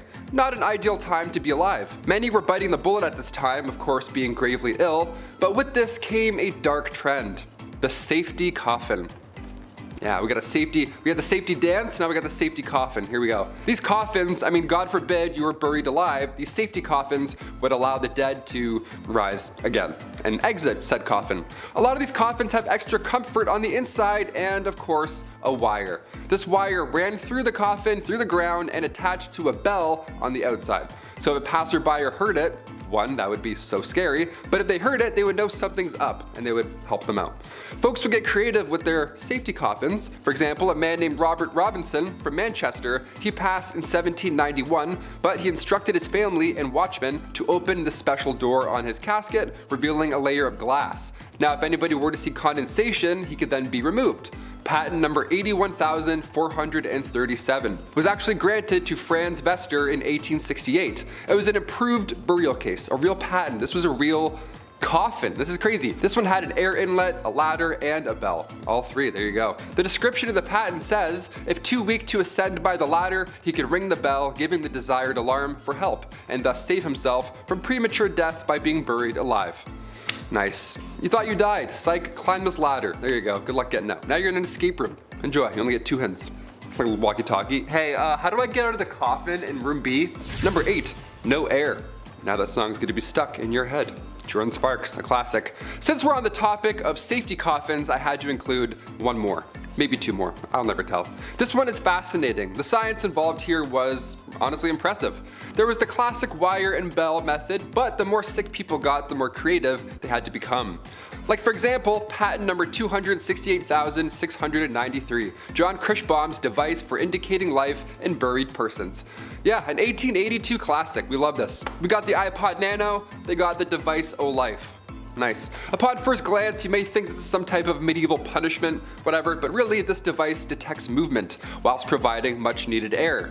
Now you obviously can't have a hole in the ground or else rats will make your real demise much worse than suffocating, right? So John's device here, as per the disclosure details, is that if the person buried should come to life, a motion of his hands will turn the branches of the T-shaped pipe upon or near which his hands are placed. A marked scale on the side of the top indicates movement of the T, and air will then passively come down the pipe. Once sufficient time has passed to assure the person is dead, the device can be removed. Yeah, imagine waking up with this in your hands. I wouldn't be calm enough to turn it and then breathe in a passive amount of air. No way. There's nothing passive about waking up in a coffin. Number 7, bad hair day. Okay, you want it messed up? Let's do messed up. Hope you're not eating any food right now, especially not eating in the dark. 2 red flags. Okay, the Liverpool Daily Post back in 1869 had readers invested on this fateful day. Right on the cover it read, a 30-year-old passed away in the village of Lincolnshire. Now at the time, that's not far off from average life expectancy in the 1800s. But this case was odd. Everyone wanted to read about this. This case was noteworthy. It was important that folks understood what took this young lady's life. Doctors asked the family if they can carry out a post-mortem, and lo and behold, they found a 2-pound solid chunk of hair sitting in her stomach. 2 pounds. Ugh, that's what happened. That's how she met her fate. That's horrible. This ball of hair caused an ulceration of the stomach and ultimately caused her death. The woman's sister did note that over the last dozen years or so, she had casually been eating her own hair. So at this time I say, if you know anybody eating hair, send them this link. It's not a good idea. Cut that out. Stop doing that. Number 6. Time to get oot. I am many things. Canadian, moderately funny, and a second-rate John Candy or Chris Farley. I love them both, but it depends where you're from. If you're Canadian, it's John Candy. If you're American, it's probably Chris Farley. What I'm not is a quitter. I'm a soldier, a fighter, a trooper, and I hustle my bustle, partner. I'm not shy to turn away from a challenge, and I strive to figure it out. Now, that doesn't mean I'm not afraid to throw in the towel. Sometimes you gotta know when to pull back, reassess, and most importantly, come back. If you come back, you never really quit, did you? If you come back, you're good. Take for an example some towns in central and eastern Sweden during 536 who abandoned their towns. No one is really sure why, but these towns were abandoned, obviously. Not that it's easy to run a town, because trust me, I play city builders, I would know, but it's speculated that already cool temperatures could have been made worse by the volcanic ash that covered the sky. Ooh yeah, you wouldn't want cold temperatures getting worse back then. Bad for you. Number 5, hysteria. Okay, so what's the first thing people are gonna do when the skies turn to ash and crops perish and it's cold? What will we do? Band together and fight through the elements as humans because we are stronger together? Big prank! No, we panicked and had mass hysteria. And it was our fault and God was punishing us for our sins. Or at least one story from Egypt, that's how the story goes. Sure, I guess this is all bad luck, and it would seem like divine intervention to people back then, especially with the sky being so dark for so long. That does seem like something God would do. And if you think we still don't do that, well, wind the clock back 2 years ago, my friends. Remember when toilet paper was running low? That, my friends, is textbook hysteria. But then again, you know, having a dark cloud in the sky is alright, but there'd be a lot of dark clouds in your pants, you know what I'm saying? You make sure you got toilet paper, you know what I'm saying? Number 4, more volcanoes. What's worse than having a volcano cause all these issues? More volcano eruptions! Yeah, let's go! Yeah, again, no one is sure if there was a specific one that was causing all the issues, but evidence in Iceland suggests that there were at least 2 volcanic eruptions. There's other evidence that suggests it could have been all the way in El Salvador and even North America. A lot of folks just don't realize how catastrophic volcanoes can be, but if you ask somebody in Pompeii, they would tell you. These extra eruptions plunged the earth into what is sometimes called the tiny ice age, as temperatures severely dropped. Well, a couple degrees can make a big difference. It sounds bad, but a couple degrees can. All I'm gonna say is that comedy comes in threes. I'm surprised there wasn't a 3rd eruption. Why is the ground shaking? Number 3, Romulus Phallus. 536. This awful, no good, very bad year likely sealed the fate of the Roman Empire. For a while, she had been in decline, and her capital had already moved east. But like a lot of washed up sober music stars of the 80s, it was time for one more tour. One last hurrah to capture glory in a bottle. Well, go ahead and look at the map of Europe right now. I'll give you a second. Go ahead, sure, look at it. You see that? Yeah, there's no Roman Empire, is there? No. That's because the year 536 was full of disease, war, and uprisings. Pesky uprisings. Oh, those are the worst. How's a dictator supposed to rule without those? Come on. In the year 541, an estimated 30% of the Byzantine Empire had perished from the plague. That's not good. You gotta have the population there. That's bad. Number 2, Moche trouble. The Moche were a civilization in what is now Peru. That's right, there were troubles back there too. It's not all just Europe. They were extremely dominant of that area, masters of irrigation and fishermen. They made their food stockpiles big, and they were a force to be reckoned with. Had a pretty decent economy too. Well, due to some weather changes in the area, the water temperature rose. Too much. The fish that the Moche relied on for food and economy were now gone. And when you're a single industry empire and that industry goes away, well, it's gonna hurt. This led to massive starvation in the Moche. Funny enough, all this climate change in the Saudi Arabian Peninsula, I know we're jumping all over the place here, but it was good. The climate was okay. They saw more rainfall, allowing for better crops, which allowed them to bring more camels. More camels means more soldiers. More soldiers means more conquering. It's crazy how it works like that. So I guess it just depends where you live. Number 1. Economy and survival. All of this makes you wonder how we survived this. Honestly, I'm not sure. Truth be told, it was a matter of just letting it run its course. Sometimes that's the best. Otherwise, I wouldn't be here to talk about it today. Something I find interesting, however, was during all of this, Emperor Justinian tried to raise taxes to aid in the economic downfall they were feeling. Hey, nobody likes taxes being raised, unless the government was gonna make a public beer fountain. I feel like we'd all like that. I feel like everybody'd be okay with that. Yeah, I think so. Between the fog, the plague, the starvation, and the higher taxes that kind of ruined everything, well, I guess we have roads now, right? That's kind of cool. Roads are pretty sweet, right? I guess so. Just a bad time. Stay at 536. Time travelers, stay at 536. You don't want to go there. Anyway, stay at 2022 if you know what I'm saying. You don't want to be here for that. That's gonna wrap it up for me today, guys. Make sure to like, comment, and subscribe here at Bumblebee. And if you too want to raise taxes like Emperor Justinian, then check out my socials somewhere down below. I'm a funny guy sometimes. I'll make you laugh. Check out my Instagram, my Twitch, all that stuff. Come and see more of me, baby. Oh, hey, I like that. Number 10, Clash of the Titans. An Avengers level threat, baby. The Titans were the big bad giants who ruled over the earth and the gods. Naturally, they all got along, and there were never any problems, ever. Yeah, right. They fought like cats and dogs, though I never understood that because all the dogs and cats I know always got along great. But the Titans fought, and they fought some more, until your favorite boy Zeus had enough and kind of took control over everything. It's Zeus, it's what he does. It's too bad Aaron Yeager wasn't there to help out. Number 9, Prometheus. Poor Prometheus. This is my favorite tale from Greek mythology. I think it's rather sad for Prometheus. All he wanted to do was give us the knowledge of fire, and look at all the things that we did with it. Forged iron and steel, heated our homes, so no one would ever go cold again. And we cooked, which gave Gordon Ramsay 23 hit shows and a reason to curse when asking for the lamb sauce. Where's the lamb sauce? Prometheus went directly against Zeus's orders, and if you didn't know, that's kind of a bad thing. It can wind you up in a rather unfortunate position. A position like being chained up and having a large bird come feast on your intestines. Like I eat mom's spaghetti.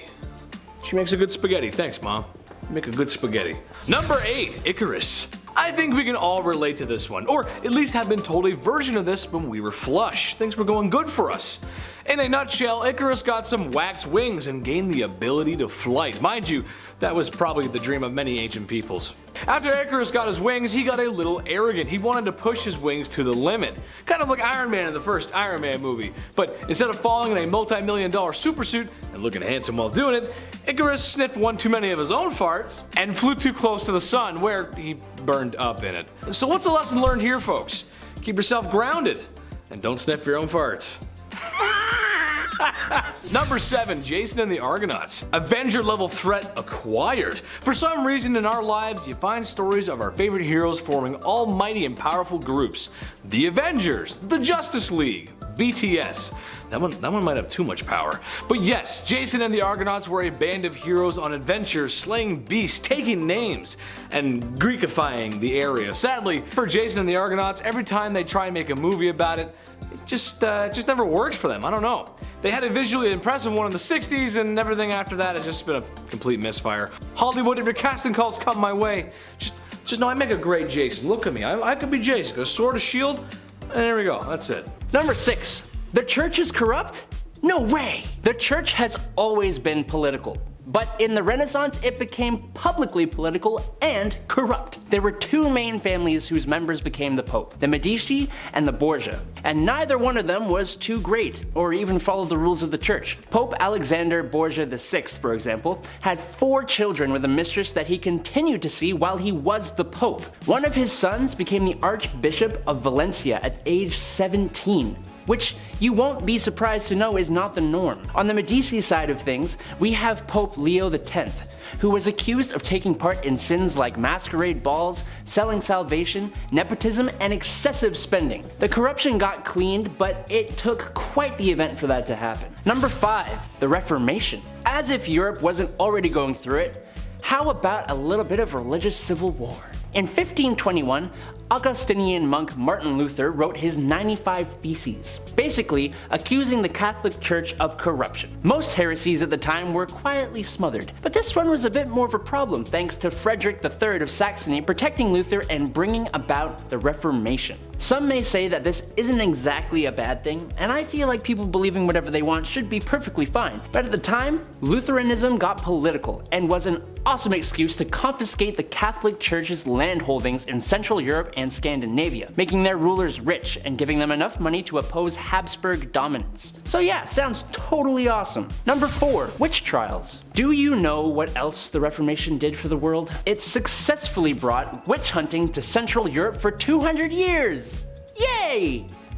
What's a good way to get rid of anyone who does some stuff you can't explain, don't like, or consider unholy? Accuse them of witchcraft. Oh, they won't admit to being a witch?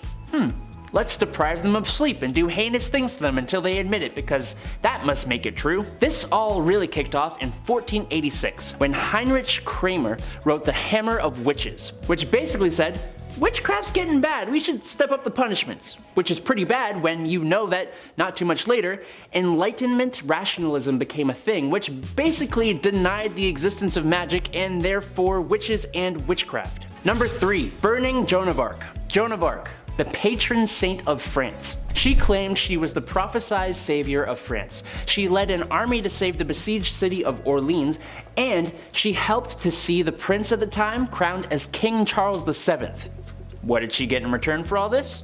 She was captured by the Anglo-Burgundians and put on trial for 70 different charges, including witchcraft, heresy, and dressing like a man. And after a year of captivity, she was forced to sign a confession that she had never received divine guidance like she had claimed. If all that wasn't bad enough, on the 30th of May in 1431, at the age of 19, she was burned at the stake in the marketplace of Rouen. Luckily, 20 years after her death, Charles VII would get her name cleared, and in 1902, Pope Benedict XV canonized her. Number 2, pirates. While Europe wasn't exactly a very stable place, it was an incredibly wealthy place. And where there is wealth, there are people who make it their goal to forcefully take that wealth. That's right, pirates. North African pirates frequently targeted Catholic Italy, Spain, and Malta in search of captives to sell in Ottoman markets. Harridan Barbarossa and his brother Ursa Ali achieved notoriety in the Mediterranean for sacking the Balearic Islands, robbing Spanish treasure ships,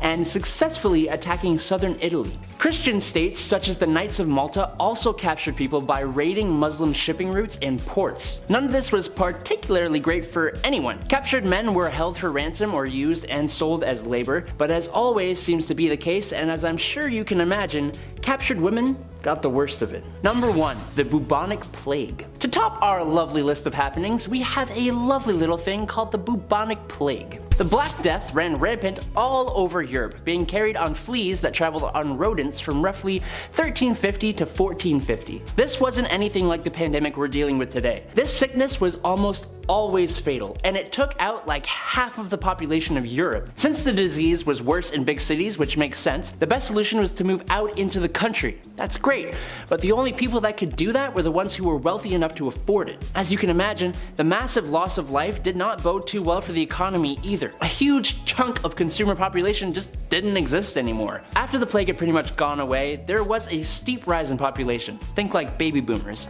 and that helped bring things back to normal. Number 10, the Spanish Inquisition. Ah, yes. The Spanish Inquisition, the process of combating heresy, or as I like to call it, people not agreeing with you. See, when someone doesn't agree with me, I'll try my best to convince them otherwise. Or I'll just, I don't know, carry on living my life, because what they believe is not my business. But not in Spain from 1478 to 1834, no sir. Here we have a guy called the Grand Inquisitor, who was the head of the Inquisition in Spain. He was empowered by the Vatican to deal with heretics, however he deemed worthy, which seemed to be fire, because there were over 2,000 burning at the stakes. More than 160,000 Jews were expelled from Spain, and those who remained, along with a heck of a lot of Muslims, were forced to convert. I could go on about how bad it was, but I got 9 other points to write here. Number 9, Ottomans stole my baby. How do you create a loyal army when a bunch of your subjects don't really trust or like you very much? You go the old First Order in the new Star Wars trilogy route, and you steal children and brainwash them. Duh. If you were a Christian family living in the Ottoman-controlled Balkans, Anatolia, or the Caucasus, you had to pay the blood tax. That means every 4 or 5 years, your Ottoman overlords would come along and take a male child under the age of 2 to be converted to Islam, and then educated as soldiers to serve in the Janissary. But hey, to make up for your forced brainwashing and enrollment in the military, you were paid, and you did get preferential treatment because, I mean, you don't even remember being not an Ottoman. Kinda messed up that you were used to fight against the same Christians who brought you into this world though. Number 8. Ottomans need to chill. The Ottomans were kind of the worst. Now, yes, that point of view was bolstered by the Christian parts of the world, so we can imagine they were a little biased. But when you're known for slaughtering humans to get things done, then yeah, you aren't going to be the first person invited to family dinner, you know? 2 great examples of Ottomans just going that extra mile would be in 1480 when they de-lifed the city of Otranto in Italy for not converting to Islam, and in 1571 when they took the city of Famagusta and made sure every Christian who lived there didn't see the following day. The Ottoman commander did some lovely things to the Venetian commander. He said, "Got your nose," and ears, gave him an unwanted ride around the city and presented him as a trophy to his sultan. This definitely provoked some Christian clapbacks though. Just take a look at the guy called Vlad the Impaler. Number 7. Christians need to chill too. Oh, did you think the Ottomans were the only ones out here committing atrocities? Surprise! Welcome to the real world, kiddo. European Christian rulers were not any better. You see, back in the day, many rulers decided to employ mercenaries such as the condottieri in Italy and the Landsknecht in Germany to fight their private wars for them. These mercenaries were here for one reason: money.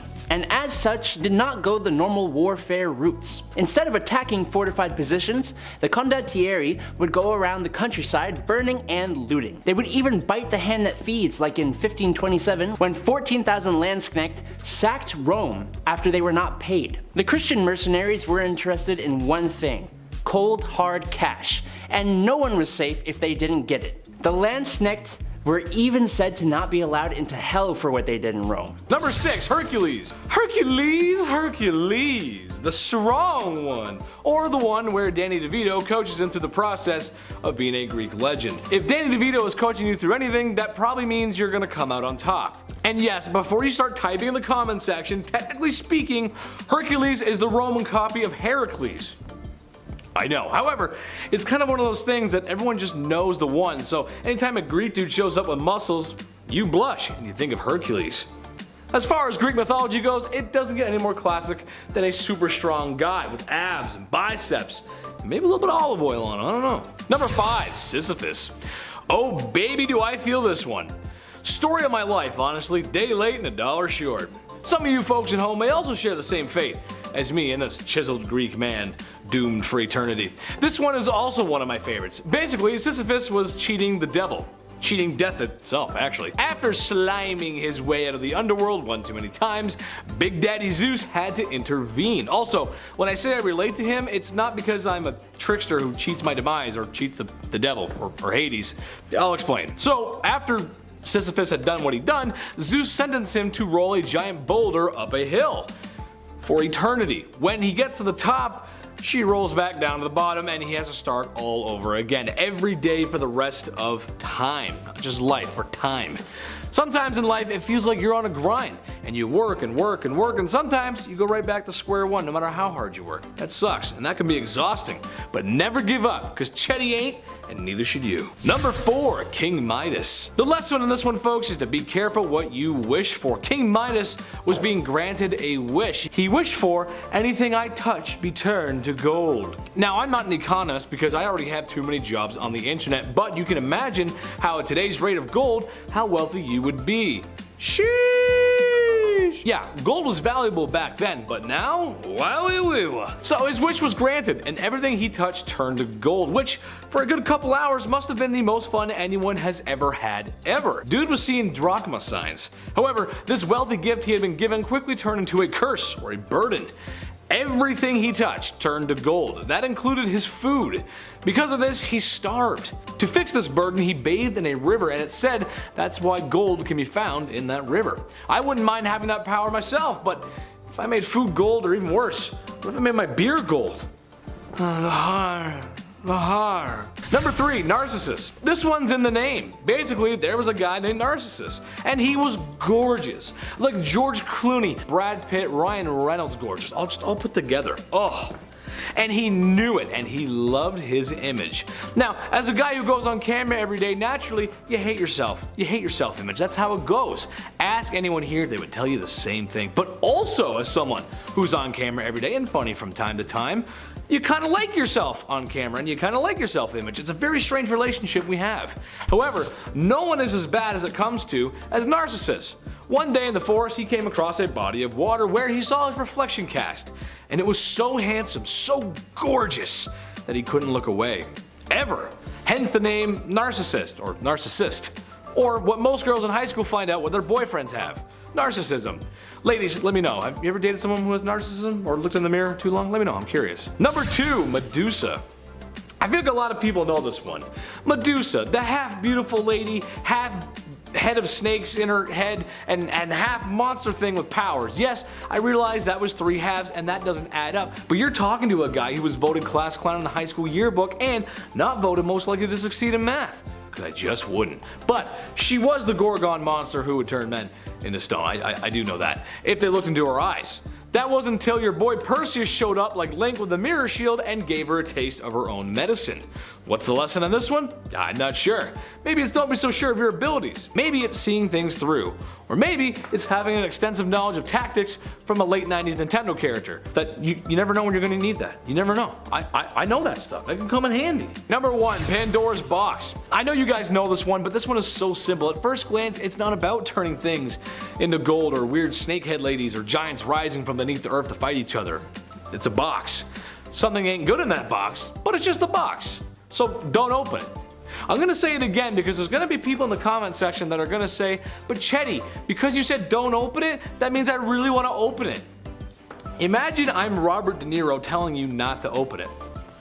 Nope, no way. Nope, not gonna happen. Nope, null and void. Don't do it. Don't do it. That's how you know I'm serious, because I did a bad impression. Oh great, somebody opened it.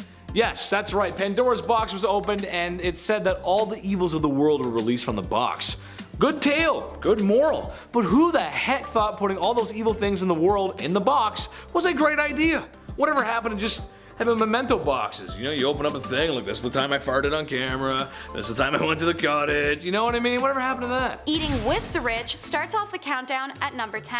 Medieval recipes depict a large variety of animals being served. Adding to the ones I listed previously are horses, lampreys, cranes, and crows. Hell, even beavers. And let's not forget the animals created by their chefs. One homemade animal was called a cockentrice, and it was actually multiple animals' bodies put together before being roasted. A helmeted cock was another chef creation. It was a roasted chicken wearing a tiny helmet that was sat on the back of a roasted pig, because why not? Dinner in a show is always fun, so in late medieval Europe, it became fashionable to have an entremetta, which was an entertainment dish. One such example is bakers cooked a pie shell in advance, and then after it cooled, they placed live birds inside the pie and resealed it. When cut at the table, the birds would then all fly out of the pie, much to the amazement of the many banquet guests, assuming that all went accordingly. FIFA fans may want to skip out on this next one, because number 9 in our countdown is making football illegal.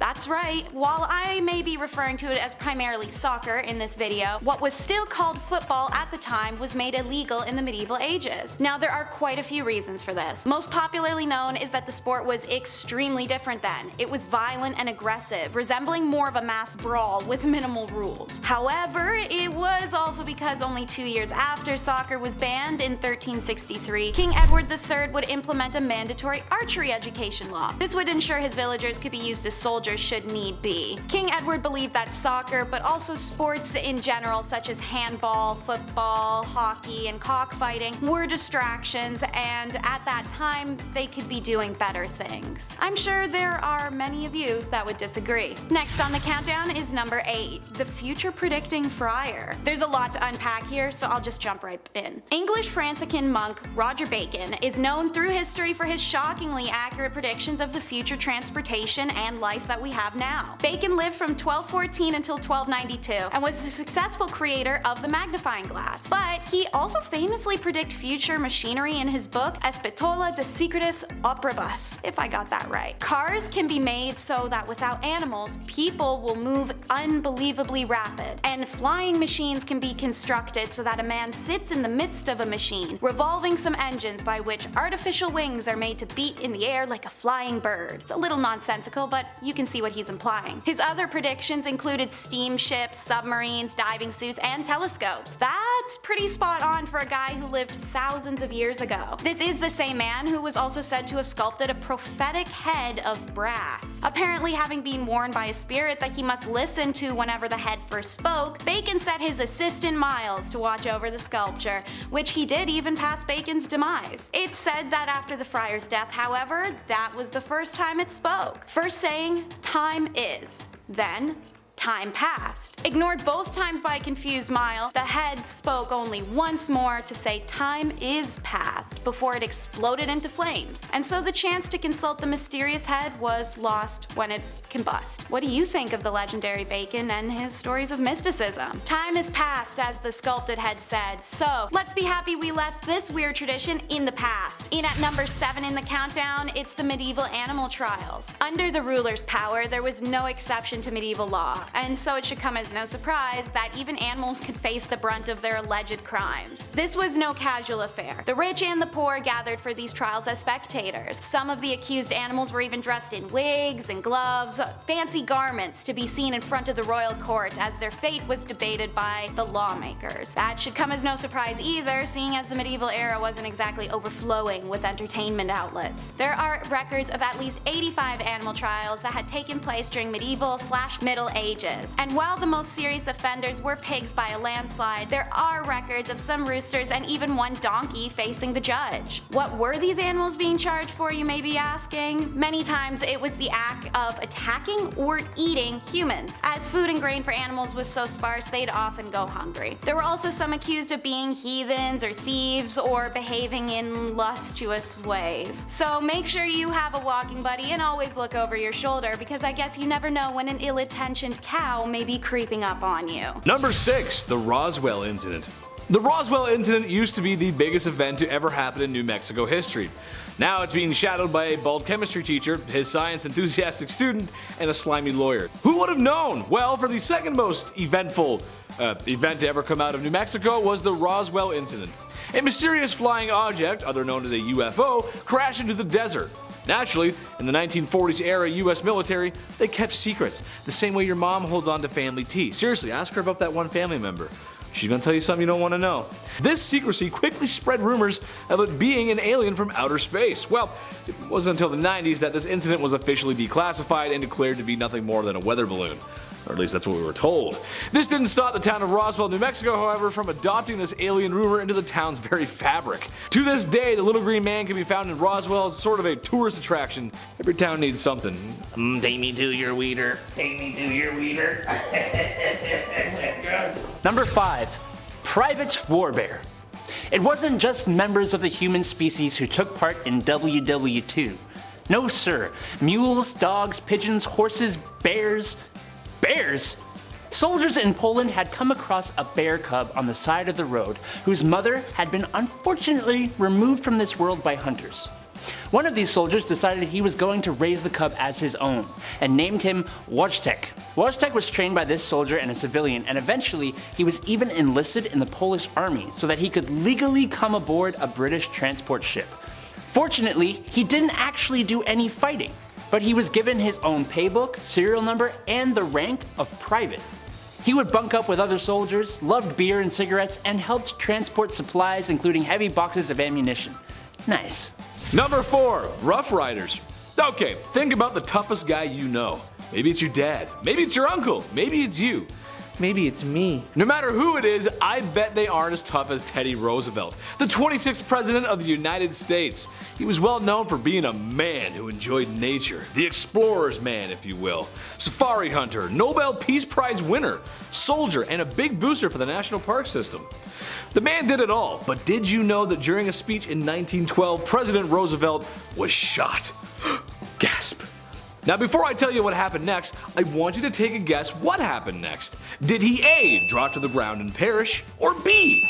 the assassin was a lousy shot and missed, giving the president a chance to return fire? What's your answer? Type down below. Well, the answer was secret option C. I gotcha. He was shot and showed the crowd that he was. And then he said, I can no longer make a long speech because I have been shot, where he then continued to deliver an 82-minute speech. What a man. Number 3. Pepsi Army. Did you know that the company Pepsi actually had the world's 6th largest military for a brief moment in time?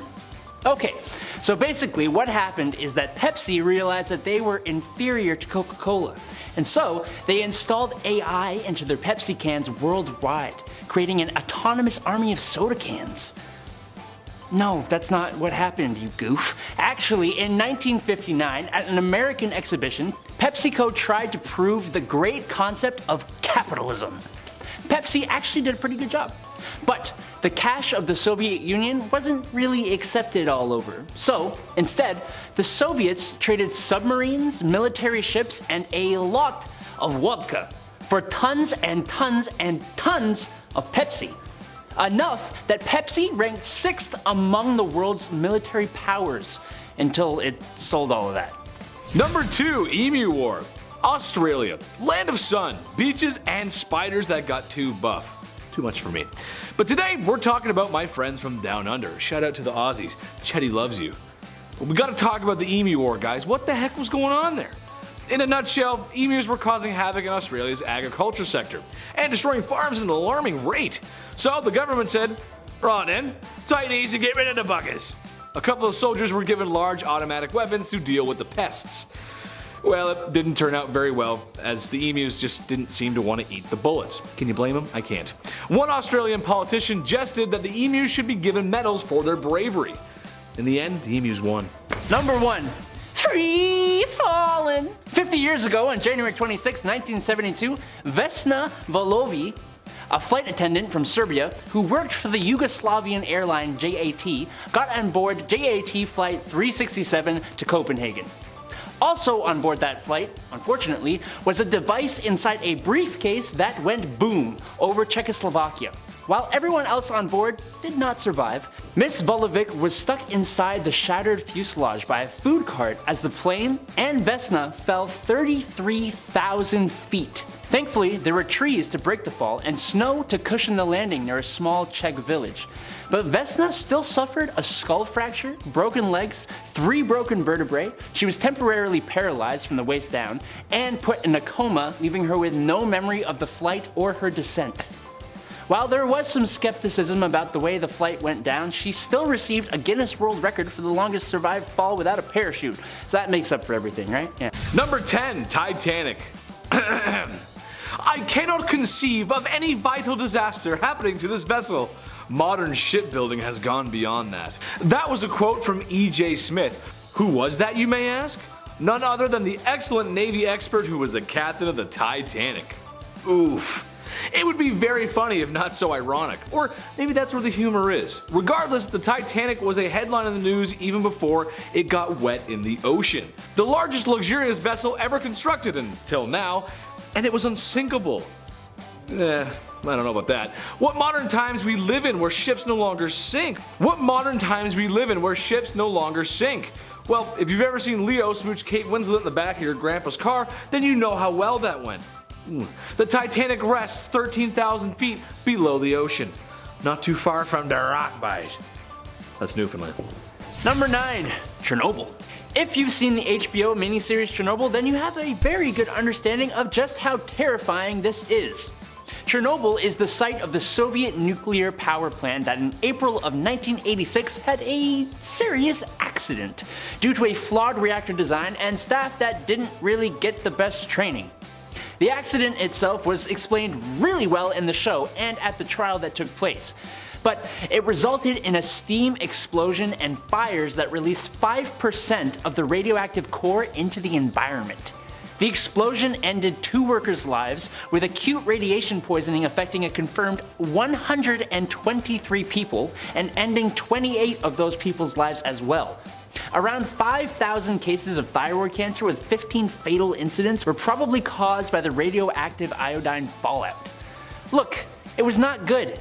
It was scary. And what was potentially even scarier was the way people tried to cover it up. Number 8. Berlin Wall. Mr. Gorbachev, tear down that wall. For the younger audience that doesn't know, let me break it down for you.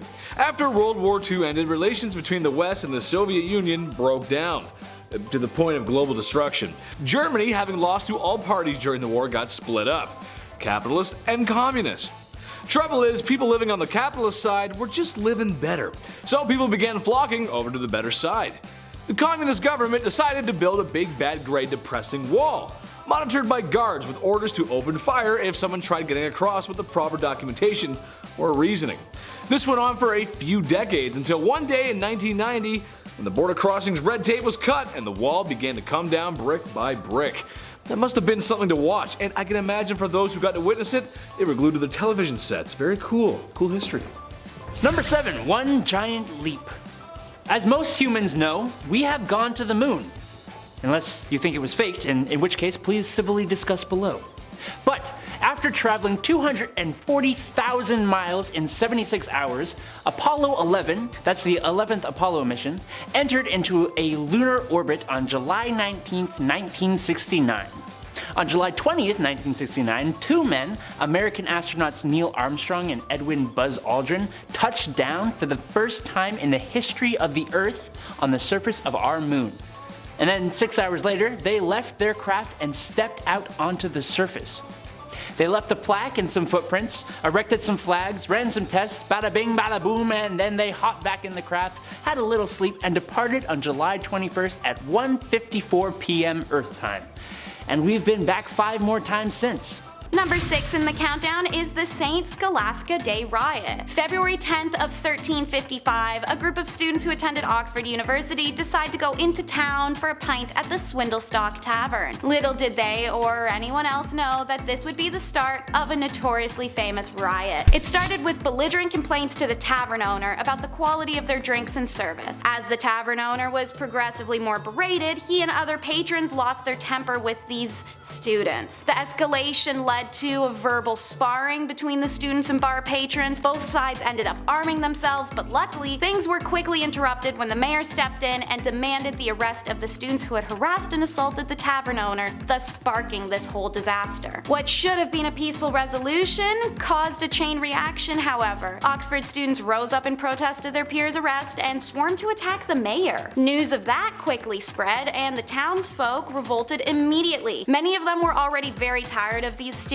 and their entitled complex, and had been waiting for the opportunity to rage against them. The riot that occurred ended the lives of 63 students and 30 locals. While the case's investigation led to Oxford winning against the town in court, the Oxford Council was still made to parade shamefully through the village every year on February 10th, and they did have to pay a fine to the families of each student lost. For number 5, we're getting a little spicy with risqué men's clothing. Now, you may have already heard stories or seen memes about ridiculously long pointed shoes and groin-flattering armor, but did you know that provocative men's clothing was all the rage for a period of time in the medieval era? It's recorded that in the late 14th century, men were quite keen to be seen in overtly short tunics and thin tights. By 1463, a modesty statute had to be passed, as men had upgraded to wearing codpieces publicly, which did cover their mostly exposed genitals, but only by making them look cartoonishly large and bulbous in the process. A similar escapade happened with the Krakow shoe. These long, pointy-ended shoes were sometimes so long that they had to be tied back around the wearer's ankles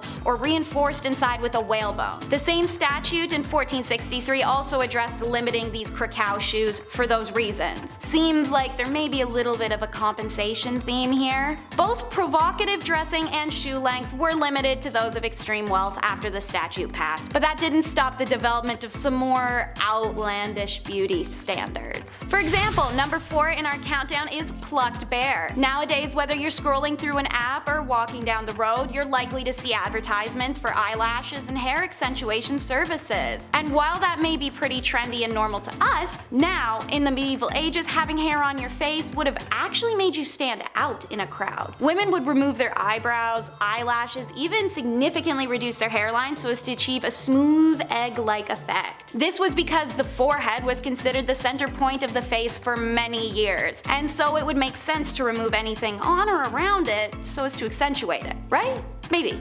Moving on. If you're tired of her plucking herself bald, and she's tired of you wearing shoes that enter a room before you do, then maybe it's time for a good old-fashioned medieval divorce by combat. That's right, you heard me. Coming in at number 3 is divorce by combat. This finding was discovered in a historic German manuscript that laid out rules as to how divorce by combat was to proceed. Their decision to use combat as a means to solution was not unusual for medieval Germany, as trial by combat was part of their law system. Trial by combat was legally sanctioned duel that ensured whomever was to win the fight was deemed right. There are many ways that these duels could be fought, and various weapons and locations in which to have them. The divorce by combat trial was placed when a man was put into a 3-foot deep hole with one hand tied behind his back. The woman, however, would have a normal ground and be able to move freely. This was believed to ensure a fair fight between the sexes. Now, there is some evidence that the outcome of these trials could still end in death, even if the death was not as a result of the combat. It's said that if the man lost to his wife, he would be taken from his hole and executed in the town square. If the woman lost, she would be then placed in the hole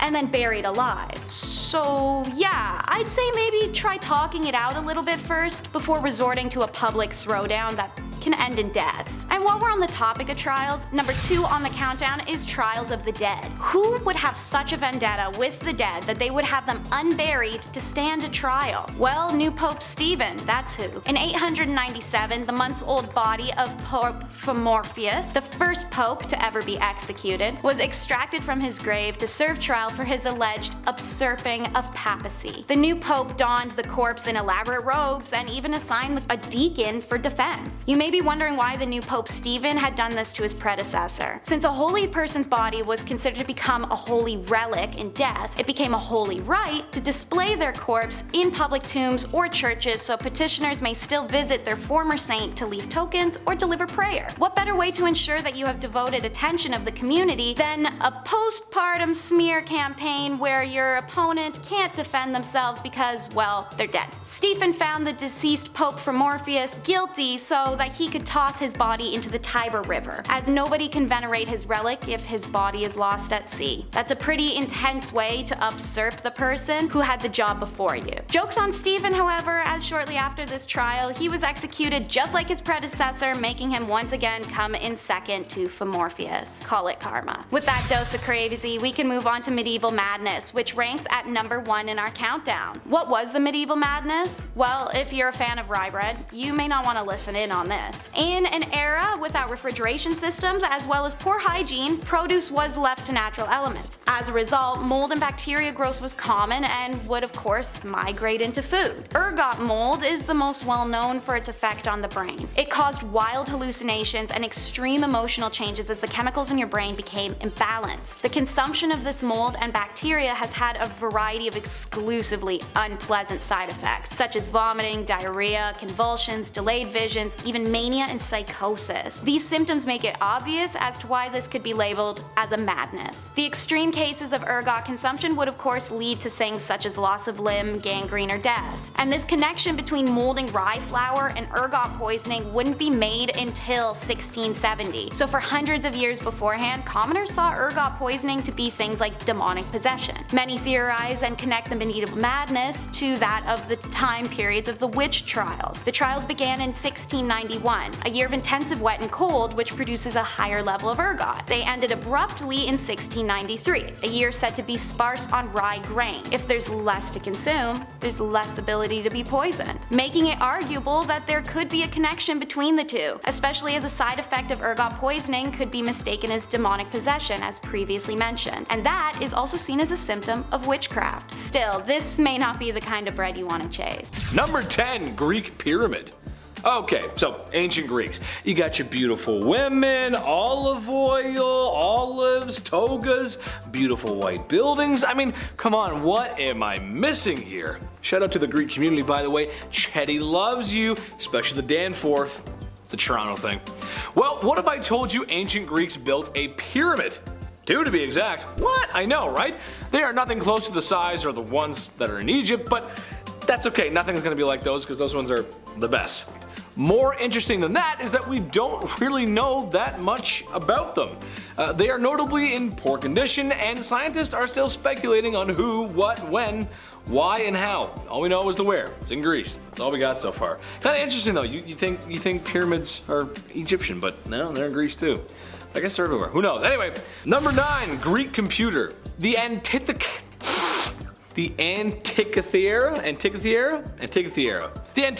mechanism. Ooh, I said that right, I hope. This sounds like something straight out of Call of Duty Zombies, but alright, I'll bite, I said to myself when looking at this strange contraption. In a nutshell, it's described as the oldest example of an analog computer, which is a fancy way of saying a basic or manual powered computer that calculates simple solutions and or outcomes. It might not sound like much, but to me it's pretty cool. I was born in a unique time. I saw home computers become mainstays in everyone's home, and then in the late 2000s become not even a second thought in everyone's home. By then everyone just had a computer. It's kind of crazy how far we've come. Sure, this machine was simple, but it makes us wonder what else may have been lost to time, and it's speculated that it was used for calculating constellations, dates, and stuff like that. Simple but very complicated. I know I can never build one. Pretty cool. Number 8. Greek cult, also known as the Eleusinian Mysteries. Super secret cult meeting with weird rules. Every generation has this. The Greeks had this, the founding fathers had the Freemasons, and we have anime. Anime North, right? No, I'm just kidding. I love you guys. I'm just joking around. Trust me, there's some crazy clubs out there, man. This cult was so mysterious that, well, the word mysterious kind of comes from that. It was all about Demeter and her daughter Persephone, and to join, you can't have unalived anybody. That was like the main rule. You can't have a rap sheet, bro. No rap sheet. Which, to be fair, is a good prerequisite. I wouldn't want anyone in my club to have that either. That's about where the info well dries up. We don't know that much about them. Kind of reminds me of the Assassin's Creed Templar stuff, though. Just saying, it's kind of weird, kind of similar. Number 7, the first actor. Lights, camera, action. Marlon Brando, Robert De Niro, Leo DiCaprio. Some of the best actors of our time. Marlon Brando would probably say he's the worst in some sort of weird humble brag, but that's just the guy he was. However, who was the first? Thespius, who jumped on the back of a wooden cart and began reciting poetry as if he was the character. Art. Today that would probably get you locked up in a rubber room, but back then it was art, thus inventing thespian theater. You gotta appreciate waking up one morning and just inventing a new art medium. Yes, I love to be in the back of carts. Number 6, Thor's hammer. Probably the most recognizable piece of Norse mythology is Thor's thick and heavy hammer. Yes, that was an innuendo. It's a big one.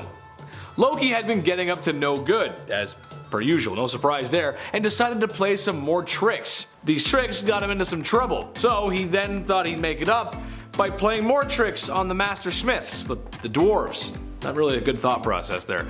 A competition was put in place to see who could make the best gifts for the gods. After a lot of gold and a boat that could fit in your pocket, everyone else was kind of just feeling meh, nothing special. However, that was until the reveal of Thor's hammer, Mjolnir. Nice. That had the crowds oohing and awing. A hammer that would never shatter, always hit its mark, and return to Thor when thrown. Now, that's a pretty good hammer. Number 5, holder. Okay, picture this. You're walking through a forest in Norse mythology. Nice. Doing as you do. Boy, what a nice forest this is, you say to yourself. I sure am grateful for the tree of life and Odin and all that stuff I have because of the such nice things because I pray to them.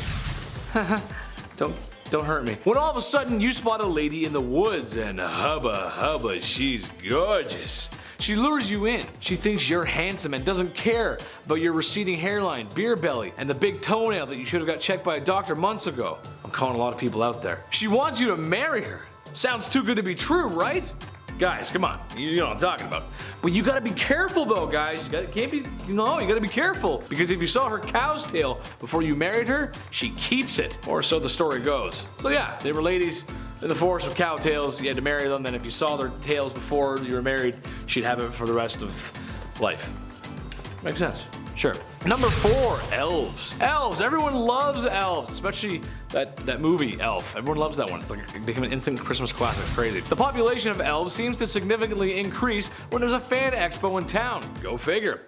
Elves in Norse mythology represent a small divine figure, similar to the dwarves. They are creators of valuables and smithers, and had their strong place in mythology. And for some reason, when the elves were no longer needed in the land of Vikings and Mede, they went to go work for a fat man in a red coat in the North Pole. And before you even ask, yes, even Father Christmas has his roots in Norse mythology. And yes, before you ask, I know him personally, and I will be telling him who's naughty and nice this year. Christmas might be far away, but I'm watching. Ooh, we're watching. Don't you worry, me and Santa Claus. Ooh. Number 3, Kraken. This one actually surprised me. I didn't know this. I wasn't expecting this to be Norse. But yeah, the Kraken. In a nutshell, the Kraken is a huge octopus or squid-like creature that preys on the poor and doomed sailors who dare cross its path. Now, I'm sure a lot of you fear the deep water because, well, you can't see the bottom of it, and I think that's a rational fear. The reason for that, of course, is because you don't know what's big chillin' at the bottom of that water. The answer? It's the Kraken. That's horrifying. Using its large tentacles, it wraps itself around ships and brings them down to Davy Jones' locker. Or at least that's what happened in Pirates of the Caribbean. That's how I get my knowledge. In some Norse tales, the Kraken is as big as an island. Yeah, if you see an octopus just as big as an island, just turn the boat around at that point. There ain't nothing on the boat that's gonna deal with that business. Just turn it around. Just turn the boat around. We're out of here. We're leaving. Just walk it off. Number 2, Droger. Okay, let me paint a picture for you. It's a late summer night in 2011.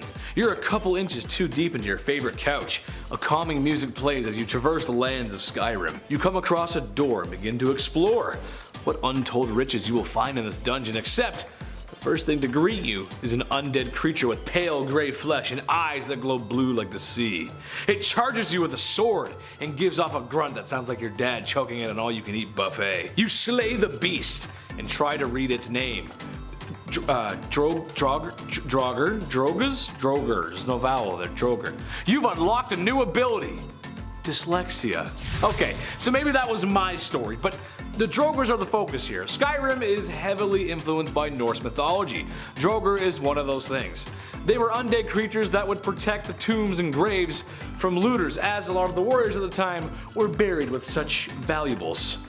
And yes, when I go into dungeons, I tip over everything. The pots, the wall, I check everything, gotta check everything. Number 1, Valkyries. Oh yes, the beautiful Valkyries. For such a gorgeous image, they have a rather grim job. Whenever someone falls in battle, it's up to these ladies to guide them to the afterlife.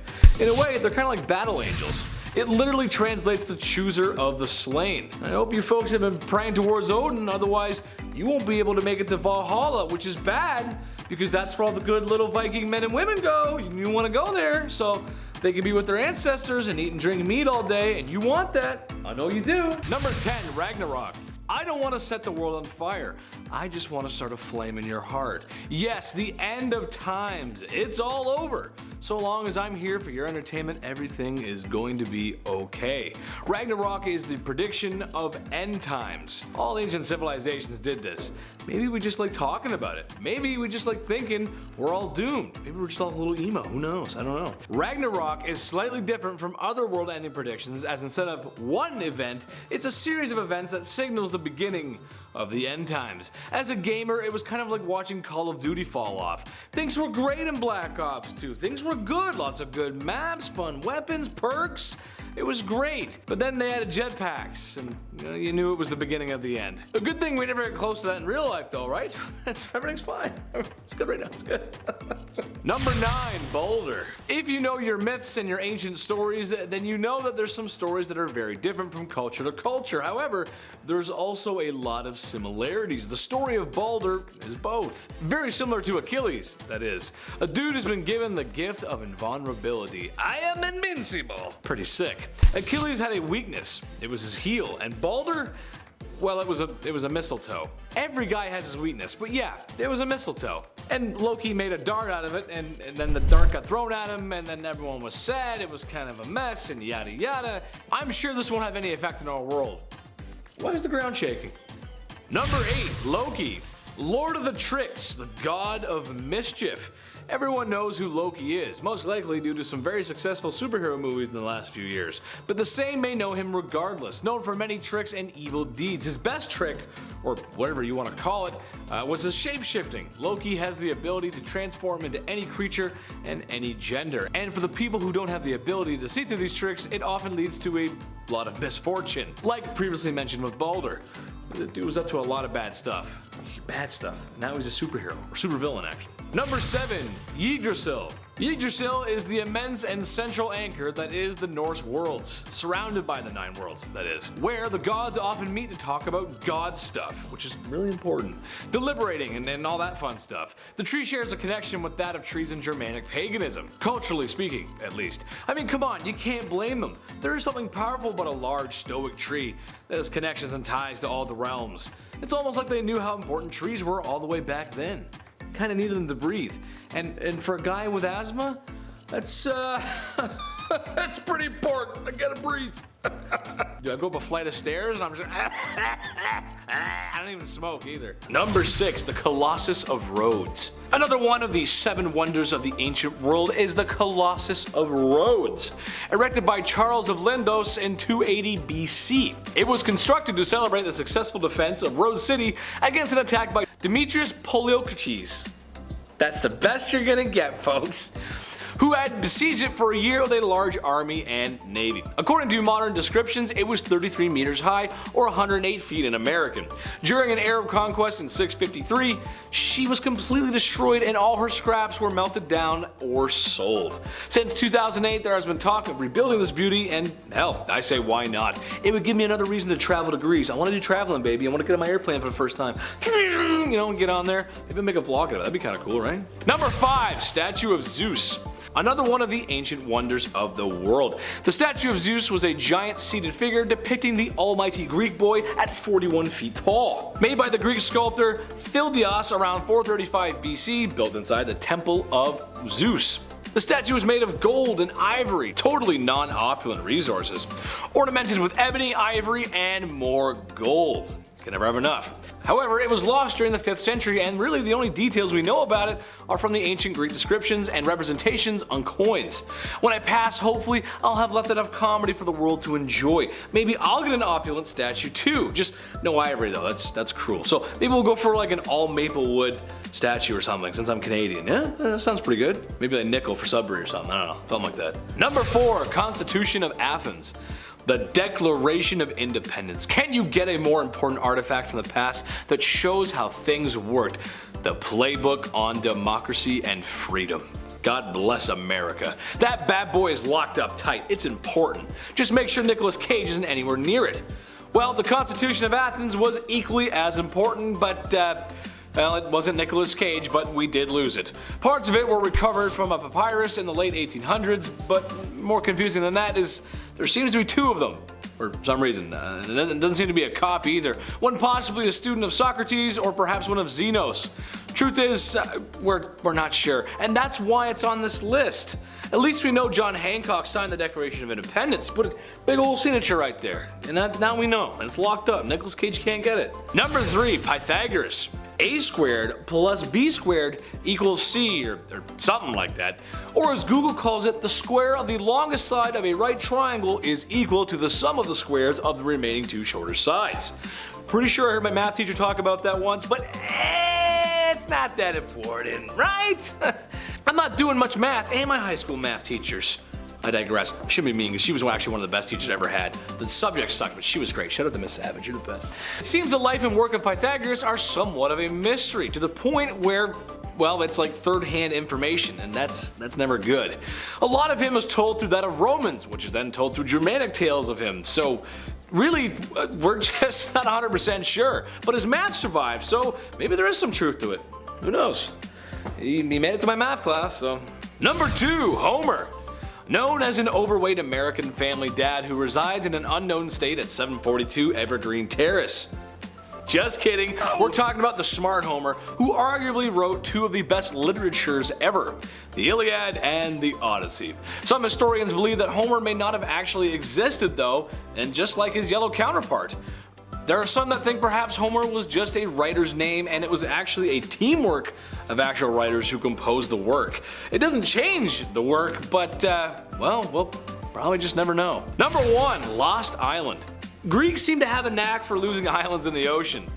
Atlantis and now this. Today, in what is just off the coast of the Dilkali Peninsula, was the island of Argonusa and the city of Cain. Philosopher Xenophon talks of the city and its battles. However, if you look there now, you would not find very much, as the island has sunk and the city is gone. It's kind of hard to live underwater, we're not fish. Now in its place is the peninsula. A team of archaeologists in 2015 declared this was the site of Cain after discovering evidence of an ancient harbor. Ottoman maps depict the island being sunk as early as the 1600s. Look at that, you learn something every day here. Look at that.